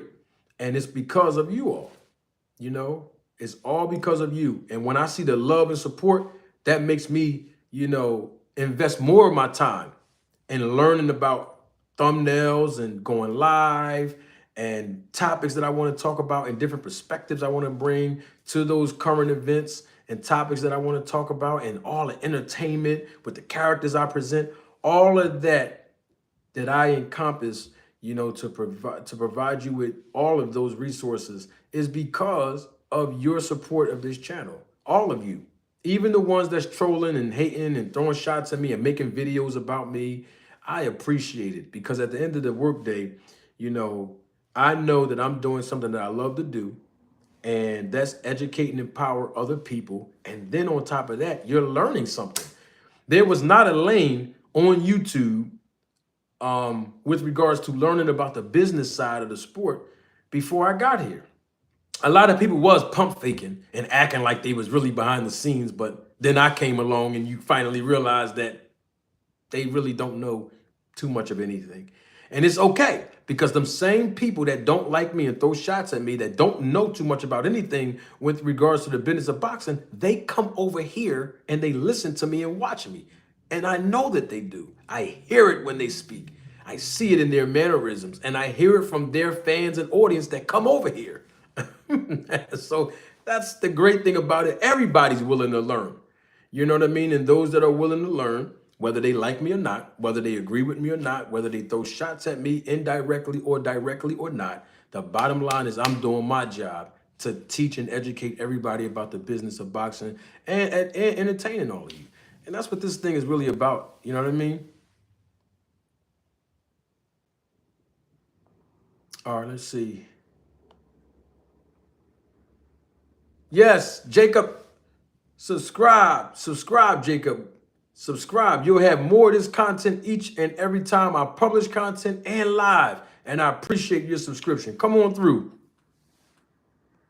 Yeah, but Mike, man, Mike can really, I don't know. Mike still got that one punch. You just can't, you can't count Mike Tyson out, but Ironheart said they fighting in 40-ounce gloves. Man, I don't want to see nobody. I don't want to see Mike get hurt, man. That's the thing. But listen, now all credit got to go to Jake Paul because he's taking his boxing career seriously enough where he's going in there. He got his own promotion company. And I don't want to throw shade at other people that say they got their own promotion company, but he's doing it the right way. He's teaming up with a network. I think this is supposed to be on Netflix. You know what I mean? Netflix, right? Netflix. Somebody said, you say a car and I will make a cool video and I will give you credit. Oh, I appreciate that, Maddie. Let me think of a car. I love cars too, by the way. Let me see. What kind of car? I'm going to be honest with you. There is a car that I like. Now, most people might say, what? You like that car? I don't know the name of it. I'll be forgetting the name of it. It's the Kia, the new Kia, the EV Kias, the electronic one. You know what I'm talking about? It's the Kia, what's the name of it? It has a nice shape to it. Electronic vehicle. It's a Kia, the SUV version. Oh, man. Ooh, that thing nice. That thing nice. But I don't know the name of it, so I can't use Kia. I use something else. How about BMW? Yeah, the EV6. There it is. I think that's it. Yeah, that. All right, so that's what, Maddie. That's the car right there. The EV6. Kia EV6. Yeah, Maddie know what I'm talking about. Yes, the Kia EV6. I'm not gonna hold you. I rode in one and I was like, man, I'm ready to purchase, but I don't want to buy it. I don't want to buy it. But I like it though. It's really a nice vehicle. The Kia EV6.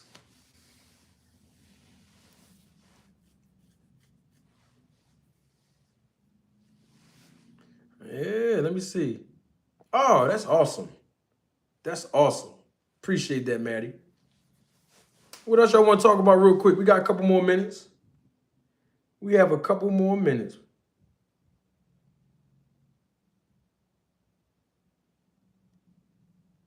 Couple more minutes. I'm not going to hold you all too long. I need advice. Who needs advice? Oh, I give advice too. I'm a certified credit counselor. I'm a financial coach. I'm a certified tax practitioner. I give all kind. Oh, hey, I can give relationship advice. What kind of advice you need? Who need advice? You need advice? All right, come on, tell me what's going on, baby. I help you. That's a woman, right? Oh, they weren't talking to me. They said, "Girl, I need advice." Oh, they weren't even talking about me. They weren't talking to me. Oh, I still give advice anyway. We live now. I give advice. Who need advice? What you want to know? What's her name? Miranda? What kind of advice you need, sweetheart? Let Manager Marty help you manage it. Whatever it is. That's why they call me the manager. I manage it all. My boyfriend broke up with me because he thinks I'm cheating on him with his BSF because his BSF likes me. I'm sorry. What does BSF mean? Is that best friend? What does BSF mean? My boyfriend broke up with me because he thinks I'm cheating on him with his best friend because his best friend likes me. I think that's what that BSF. I think that's best friend. Oh, best friend. Okay, cool. He broke up with you. That's unfortunate, Miranda. I mean, here's the thing. Now y'all got me on. Here's the thing. See, you can come over to this channel and get all kind of information. You know what I'm talking about? Here's the thing, Miranda. Oh, I don't know, Mr. Greg. I'm going to try to put that thing together. I got so much going on. It's tax season. I got a lot of clients. I'm going to put something together for you, Mr. Greg. Mr. Greg is talking about the funny moments on the channel to put something together. So here's the thing.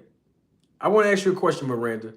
How does your boyfriend know that his best friend likes you? How does he know that?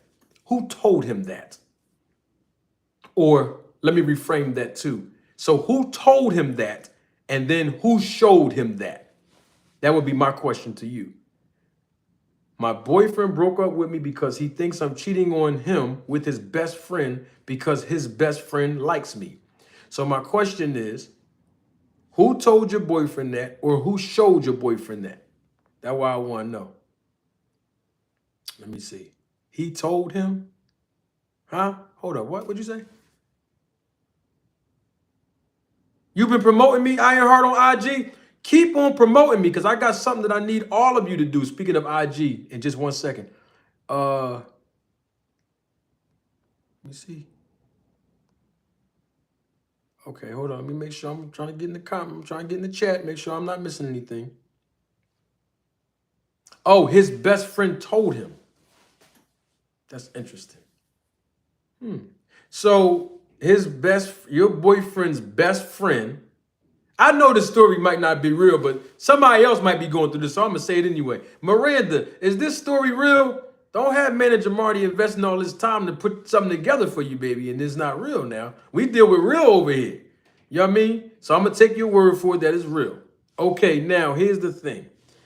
His best friend told him that he liked his, one man goes to another man and tell that man, I like your girlfriend.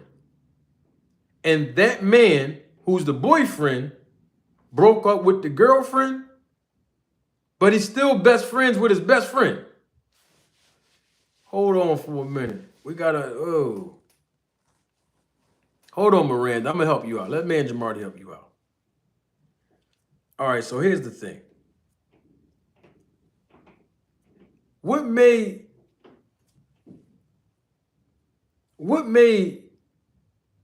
your boyfriend tell you that his best friend told him that he liked you? Yeah, I help manage relationships too, y'all. That's why they call me Manager Marty. I manage all kind of stuff.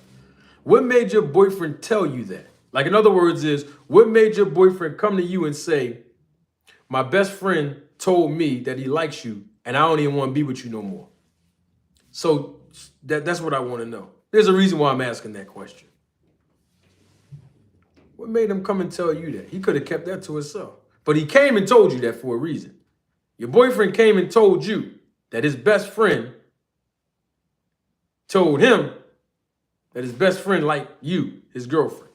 He told you that for a reason. Yeah, I was trying to set the tone real quick. Yeah. I'm going to be honest with you. Let my best friend or any male friend of mine tell me they like my girlfriend. Hey, Samat from Turkey.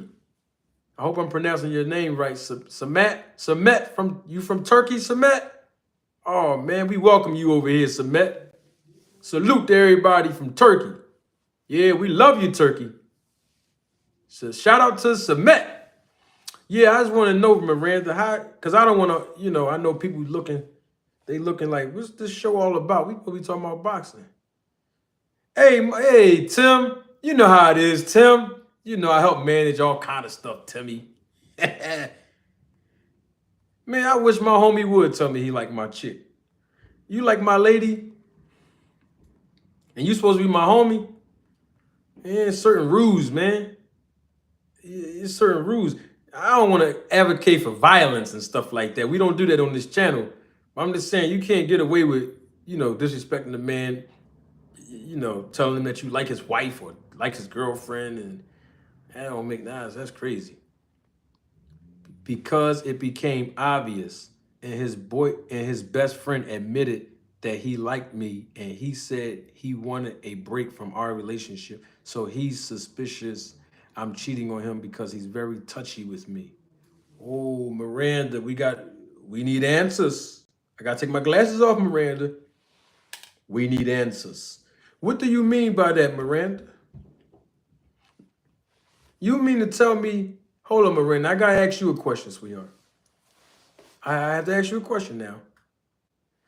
You mean to tell me that I'm assuming your name is Miranda. I'm assuming you are a woman. So that's why I'm prefacing my comment with this. You mean to tell me as a woman, I don't know how old you are, but I don't know if you're young or older, but I'm just going to say woman, right? You mean to tell me as a woman, you allowed your boyfriend's best friend to be touchy with you? In other words, is you are the woman. You set the boundaries. You set the tone of how a man is going to be touchy or not touchy-feely with you, especially if you have a boyfriend or especially if this is your boyfriend's best friend. So I'm just trying to understand. His best friend all Philly touchy with you. I don't know if that's why your boyfriend is looking like you let him be touchy-feely with you. What? Who that, Tim? He tries to hug me and hold my hand. Oh, come on, Miranda. You don't, hey, Miranda, you can't let another man touch you and hug on you and hold your hand. And that's your boyfriend's best friend? Oh, Miranda, baby girl, you can't do that now. He said, yo, bro, is that you know who? Who you talking about, Tim? Say the name. Who you talking about, Timmy? Tim always starting some. Who, Tim? I don't know. Who you talking about? Tim crazy. My man Tim crazy. I don't know who Tim talking about. Hold up. No, I tell my boyfriend every time he does it. Oh, okay. Okay. So if he touching on you and feeling on you, well, what your boyfriend be doing when you tell him? Wait, first of all, let me back up for a minute. How can you tell your boyfriend? Huh? How can you tell your boy? Hey, Tim, chill, Tim. Tim, chill, Tim. You gonna say you're Miranda. Chill. Hey, Tim, stop playing. Hey, Miranda, for real, we're gonna get into some boxing real quick, but let me leave you with something though, sweetheart. How you tell your boyfriend if he's there with you? In other words, is if your boyfriend is in the same room with you, but his best friend is touching on you and hugging on you, then you wouldn't have to tell your boyfriend. He would see what's going on himself. But if you have to tell him that his best friend is hugging on you, touching you, and holding your hand, that sounds like your boyfriend is not in the room. He's not in the atmosphere. He's not in the environment. He's not there to see what's going on with you and your boyfriend. I mean, you and your boyfriend's best friend. So it don't sound right to me, Miranda. I'm not really, I know Mr. Pratt. Let me double salute my man, Mr. Pratt. Double salute, my guy. Supervisor of the Road to Tape film crew, member of the channel. The first member of the channel, Mr. Pragmatic.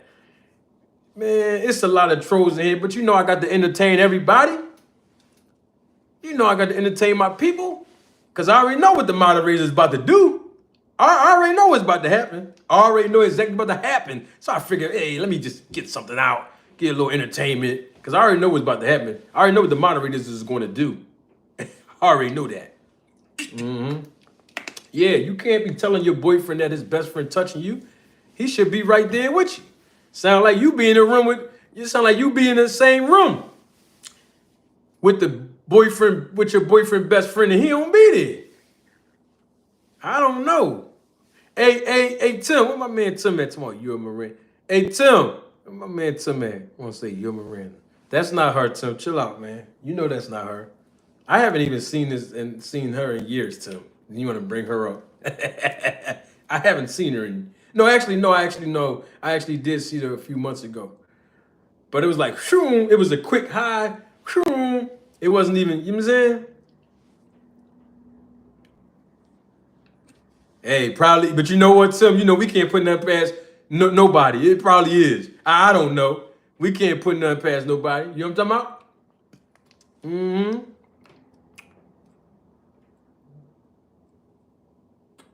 Oh, man.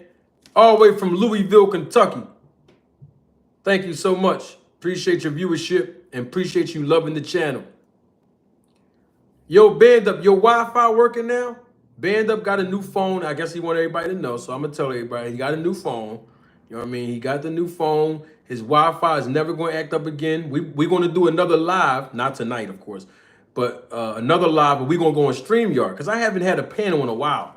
I figure my competitors, they keep doing panels all of a sudden. They usually never did panels, but now they're doing panels now. So I want to give myself a break from doing panels and let them shine. I want to let them shine. Put the light on them. Let them shine.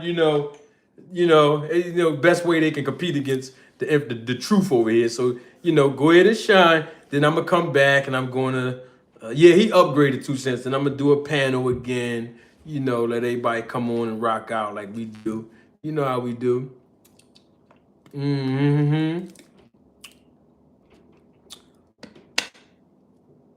JStar72, double salute. Member of the channel, supervisor of the Roller Tape Film Crew. All right, one more topic before we go. One more topic. What y'all want to talk about? Where we at? Where we at with it? We freestyling.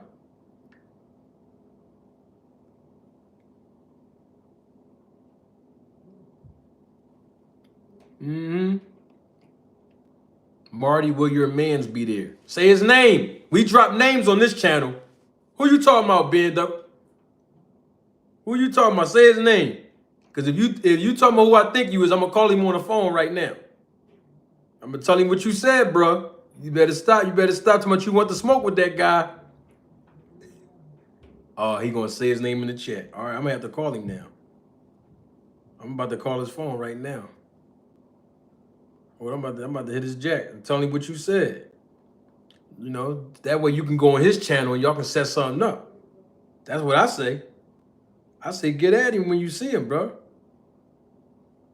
Because I don't think you're ready for my man. I don't think you're ready for him. I don't even think you're ready for him. I'm going to be honest with you. I'm going to call him on the phone, though. That's what I'm going to do. I'm a boxing manager. This is what we do. We set fights up. Let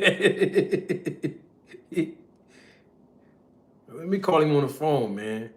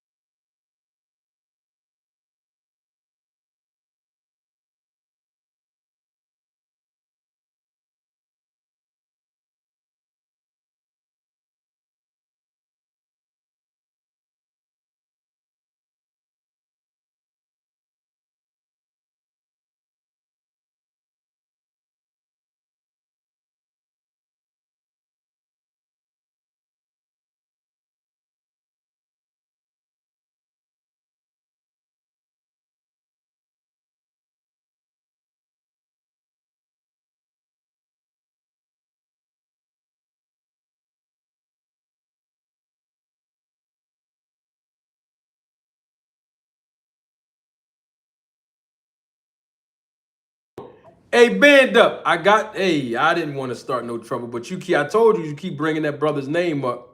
You going to make me call him. So now he's on the phone now, Band Up.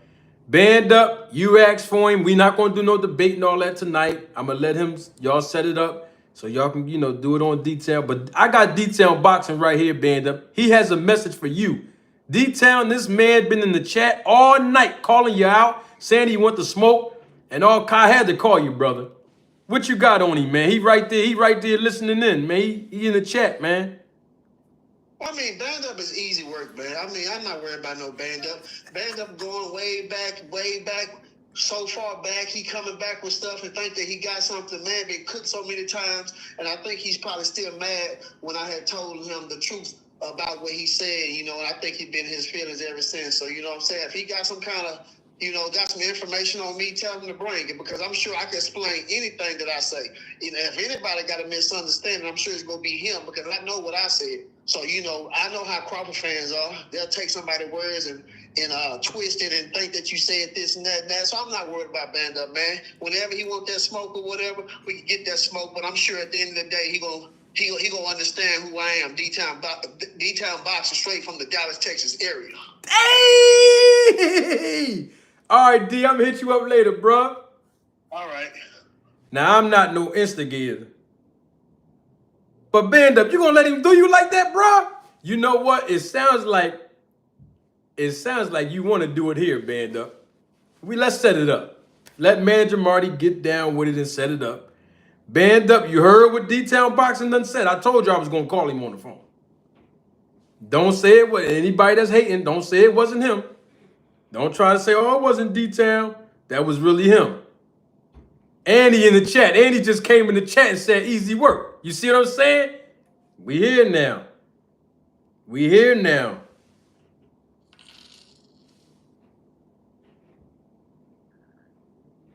Double salute to Estelle. Always supporting the channel. Thank you so much for your Cash App, Estelle. I really, really appreciate your contribution.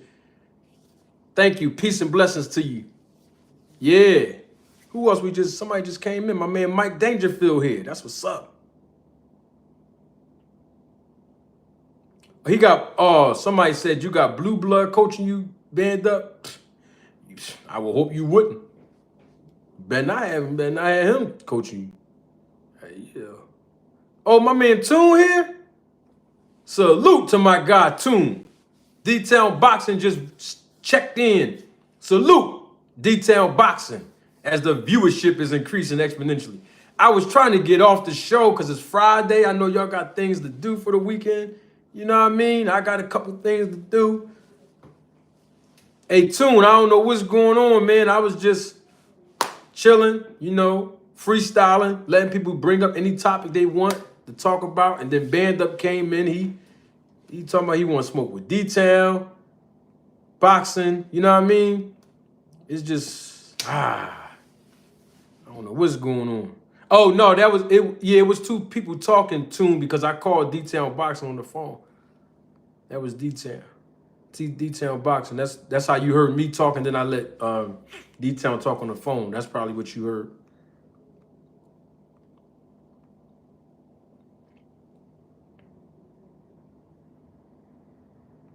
Man, we chilling tonight, man. We good. Oh, Uptown Boy asked me a question. No, I haven't heard anything back from her. Everybody, Uptown Boy asked me, was there any response from Marion Jones about coming on the platform? No, I told y'all a while ago I did reach out. You know what I mean, to get her on the platform. I'd love to get Marion Jones on the platform here to interview her as well. I haven't heard anything, but I got something special for y'all. I mean, y'all been rocking out with me. Y'all been supporting the channel. I'm telling y'all next week, I got a very special guest for y'all next week. Y'all hear what I'm telling y'all? Very special guest. I'm talking about major. Everything goes smoothly now. Very special guest that I'm interviewing live in living color next week. I'm going to keep y'all posted. If everything goes smooth, listen. That's all I'm going to say. I can't even. And I've been sitting on this information for about probably like a month and some change now. If I'm not mistaken. Definitely over a month, I've been sitting on this. If everything goes smooth, when I bring the next guest on here, if I don't get to secure another interview, I ain't trying to secure no more interviews. This interview here. I was about to say, if I don't get another interview secured, but no, man. This interview here, I can't interview nobody else before I interview this person. It's already scheduled for next week. Y'all gonna be so proud of me. The Roll the Tape Film crew members, y'all already proud of me. I know, but y'all gonna be even more proud of me when this next guest that I got coming on here. If everything runs smooth now, if everything runs smoothly, and I'm gonna leave it like that, I ain't gonna say no more about it until it's time for me to really advertise it. Ooh, the Roller Tape Film crew gonna be happy. Hey, 2 Cents Boxing, you say live and living color? I know that's right. You better say it. Oh, what happened? Oh, I thought y'all was talking about something else. Ooh, watch that next guest come on here. Watch this. 2 Cents Boxing gonna be happy. Biz on the Beat gonna be happy. Uptown Boy gonna be happy. Band Up gonna be happy. Greg Quarter Bomb gonna be happy. 2 Cents. Who else is here? Tune gonna be happy. Creole gonna be happy. Ironheart gonna be happy. Sheena, she gonna be happy. Who else gonna be happy? Who else we got in here? Watch, I promise. AJ64, Tune definitely gonna be happy. All Things, Biz on the Beat, definitely. Detail Boxing gonna be happy. I'm just rolling down the chat. I'm telling you all the people that's gonna be happy. Chef Curry, ooh, Chef gonna definitely be happy when I bring, oh my gosh. Watch when I bring this next guest on. AJ gonna be happy. Who else? I'm telling you, watch. Y'all gonna see this joint gonna be, man. Who else is in here? I wanna make sure I shout you out when I see, oh my gosh, Lucky McKiddles. Yo, Lucky gonna be ecstatic. I'm telling you, all of y'all gonna be like, word. Watch, you gonna see. Double salute to my guy Toon. Came right in and put some money on the groceries. Thank you so much, Toon, for your contribution and your support to the channel. Appreciate you, man. Toon says, you think Joyce still got something in the tank? I think Cash Ali finna put it out for some reason. Joyce can't be the same after Zane. Let me tell you something about Joe Joyce. When I was in Vegas for the Spence versus Crawford fight for that weekend, I met Joe Joyce, and he's actually a really, really generous guy, very gentle guy. I was actually surprised because he's a really big guy in person, but you know, he's one of those guys who's like a gentle giant. You know what I mean? Really nice guy. I talked to him. We was busting it up. He's a really nice guy. I think after the fights that he's been in, where he took some punishment, it may have affected him. I'm talking about inside the ring. Inside the ring, I'm saying it may have affected him. But hey, he's still marketable. He can make some big money. And what did I tell you in the beginning of this segment? The B-side fighters, you know what I mean, can make and earn a lot of money in this business. So I'm not going to say that he don't have anything left in the tank. But I do want him to not get in the ring and fight a lot of power punchers if he's trying to make a resurgence for his career. You know, don't get in there with a power puncher, then a power puncher, then a power puncher. You know what I mean? Because the Big Bang Zang punches are not any joke, nothing to sneeze at. So for Joyce, if he's trying to resurge and make a comeback, you know, him getting in the ring with another hard-fisted puncher is not going to fare well with him, or any fighter for that matter.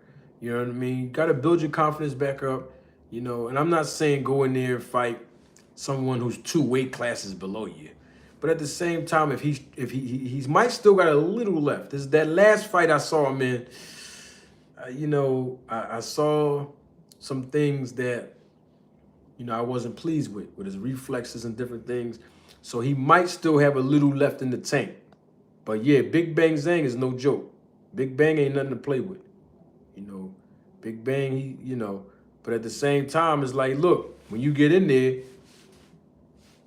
you know, you gotta do what you gotta do.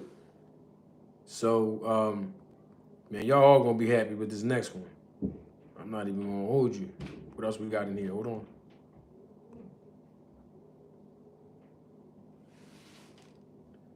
I know. That's what I'm saying, Tune. I don't. Ah.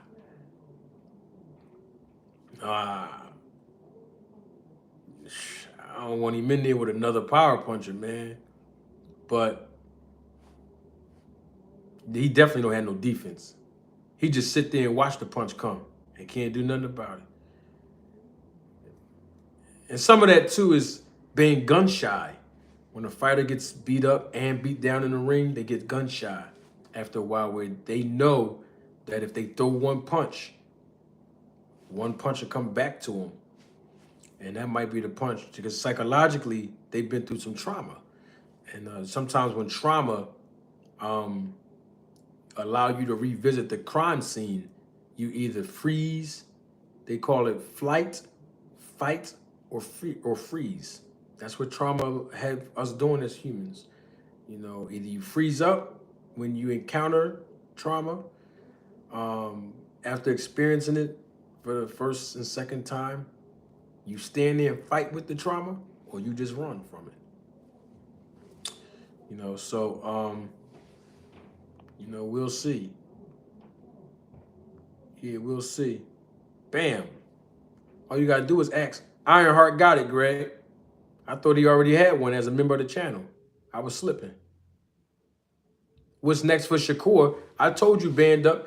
People were saying that Shakur Stevenson was retiring. He's retiring. He's retiring. And I was the first one. And I'm not saying this because I want to be the first to report, because it don't make a difference. But my point is, I was the first one that came right on YouTube the next day and told you all that Shakur Stevenson and Sin Ironheart was on the panel when I said this. And I think Mr. Gregory Quarterbaum was on there as well, that Shakur Stevenson is not retired. In fact, he don't need to retire. He's still young. And I also said I believe that he was talking out of frustration when he said that. So what's next for Shakur? Shakur Stevenson is in a division where he can actually take it over. You know, he can take over the division. He's at 135. He has the potential to take over the 135-pound division. You know, so I think that's next for Shakur. Getting back in the gym, working on his craft, growing. He has great representation around him in Bob Arum, Top Rank Promotions, and of course, his manager, Jay Prince. So, those guys know how to do good business and put him in the right fights. And, hey, go ahead and take over the 135-pound division. At some point, he's going to have to get an opponent in the ring that has a notable name, who has a big following, who people can say, I don't know, this person might be Shakur. I don't know. You know what I mean? So, like, hey, Tank Davis. I don't mind seeing Shakur fight Tank Davis. I don't mind seeing him fight Frank Martin. Them guys at 135. But I think because it's going to be like a money grab, that he wants the winner of Kambosos and Lomachenko. Or if he don't want the winner, because I heard him calling Lomachenko out for a while, but if he don't want the winner, I'm sure probably Bob Arum does in Top Rank. You know what I mean? So we shall see. We shall see.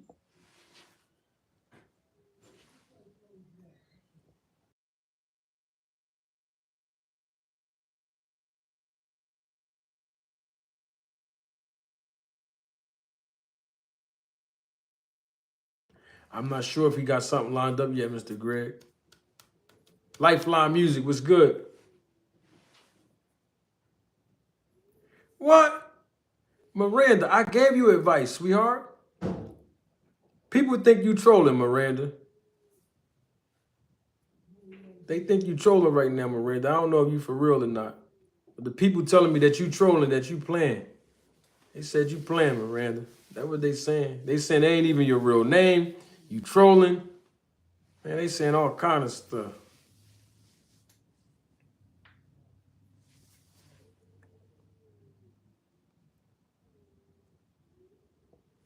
All right, listen. Whew, man, we was rocking out. Listen, I'm gonna come back through here on Monday. We're gonna come back on here on Monday, live and living color.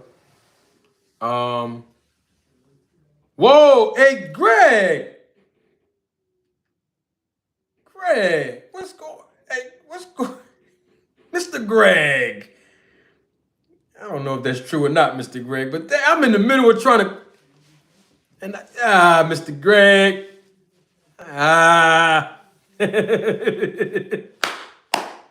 Mr. Greg. I'm a wholesome guy, Mr. Greg. That's why the ladies love me. Come on, Mr. Greg. But hey, Mr. Greg from the old school, you know he got wisdom. So whatever he say, I'm going to definitely think about it and say, he might got a point. I don't know. I don't want no problem. I don't know what's going on. Double salute, my guy, Chef Curry. What's going on, Chef? Thank you for your contribution and your support to the channel. Chef Curry says, so you know, Manager Marty, all your interviews be on point. Thank you so much, Chef Curry. And yes, and I want to tell you all a secret, because most of you I don't even think any of you know this. But the thing is this, when I have people on here to interview them, and this is all the interviews that I've conducted from last year. I think I interviewed Stephen Breadman. He was my first interview. If I'm not, I could be wrong. Either him or my guy, Danny Davis. Well, anyway, the bottom line is, oh no, it could have been Hank Lundy. Well, anyway, from last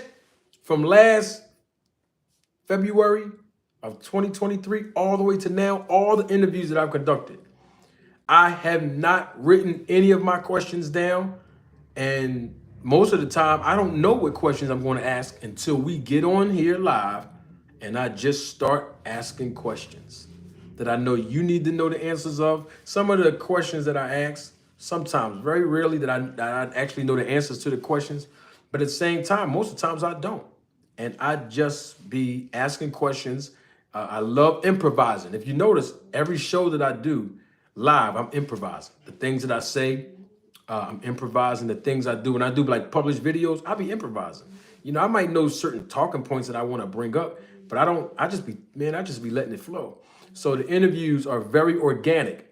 I don't have any cue cards. I don't pre-write any questions down. I just shoot right from the hip and give you all the organic experience. Hey, so I appreciate that, Chef.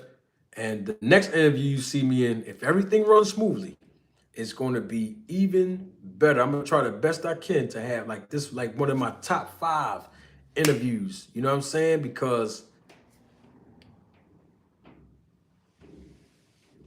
we need answers.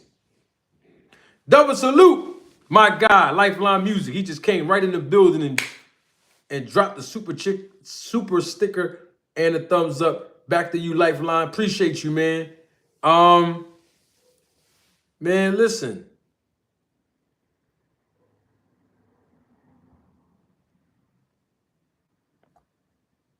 I don't know what's going on. Let me see.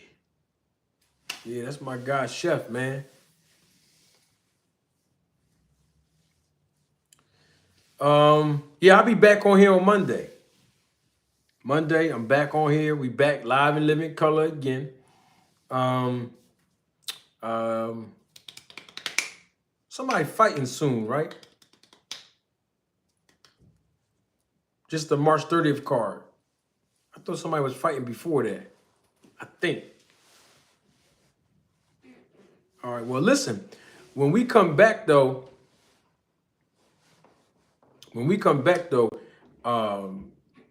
if not Monday, definitely after Monday, we're going to do a panel. We're going to do a panel, right? And I would like for anyone to join the panel. This is early next week, okay? Tim Zhu, Keith Thurman, Rolly Romero, and Pitbull Cruz. Those 4 fighters, those 2 fights, predictions, breakdowns, who we think's going to win, how they're going to win, what's next for the winner. all of that is probably going to be Monday. We'll see.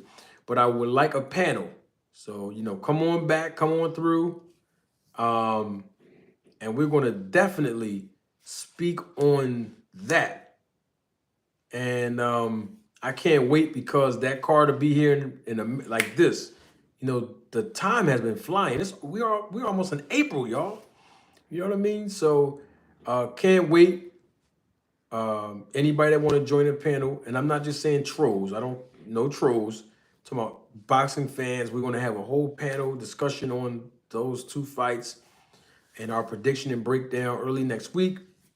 Big surprise for everybody in the interview if everything goes smoothly. If anything change, I'll come back and let you know. But in between time, in the meantime, thank y'all for coming through. Appreciate y'all time. I had a good time today.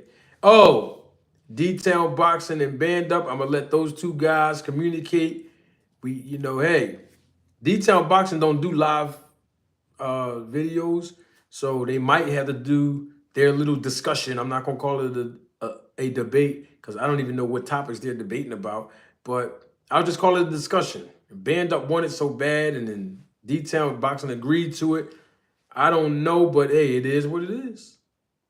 It is what it is. So we're gonna see. I'll talk to D-Town Boxing, see what he want to do, and whatever it is, we're gonna get it in. Hey, it's all entertainment and education anyway, so it fits down our alleyway. Why not? So come and check me out. Monday, same time. We'll be right here live and living color. And I can't wait. And I want everybody, to have a safe weekend. May God be with you if you believe. God is always with those that believe, and he will keep you in perfect peace whose mind is stayed on him. And so I'll leave you with those words.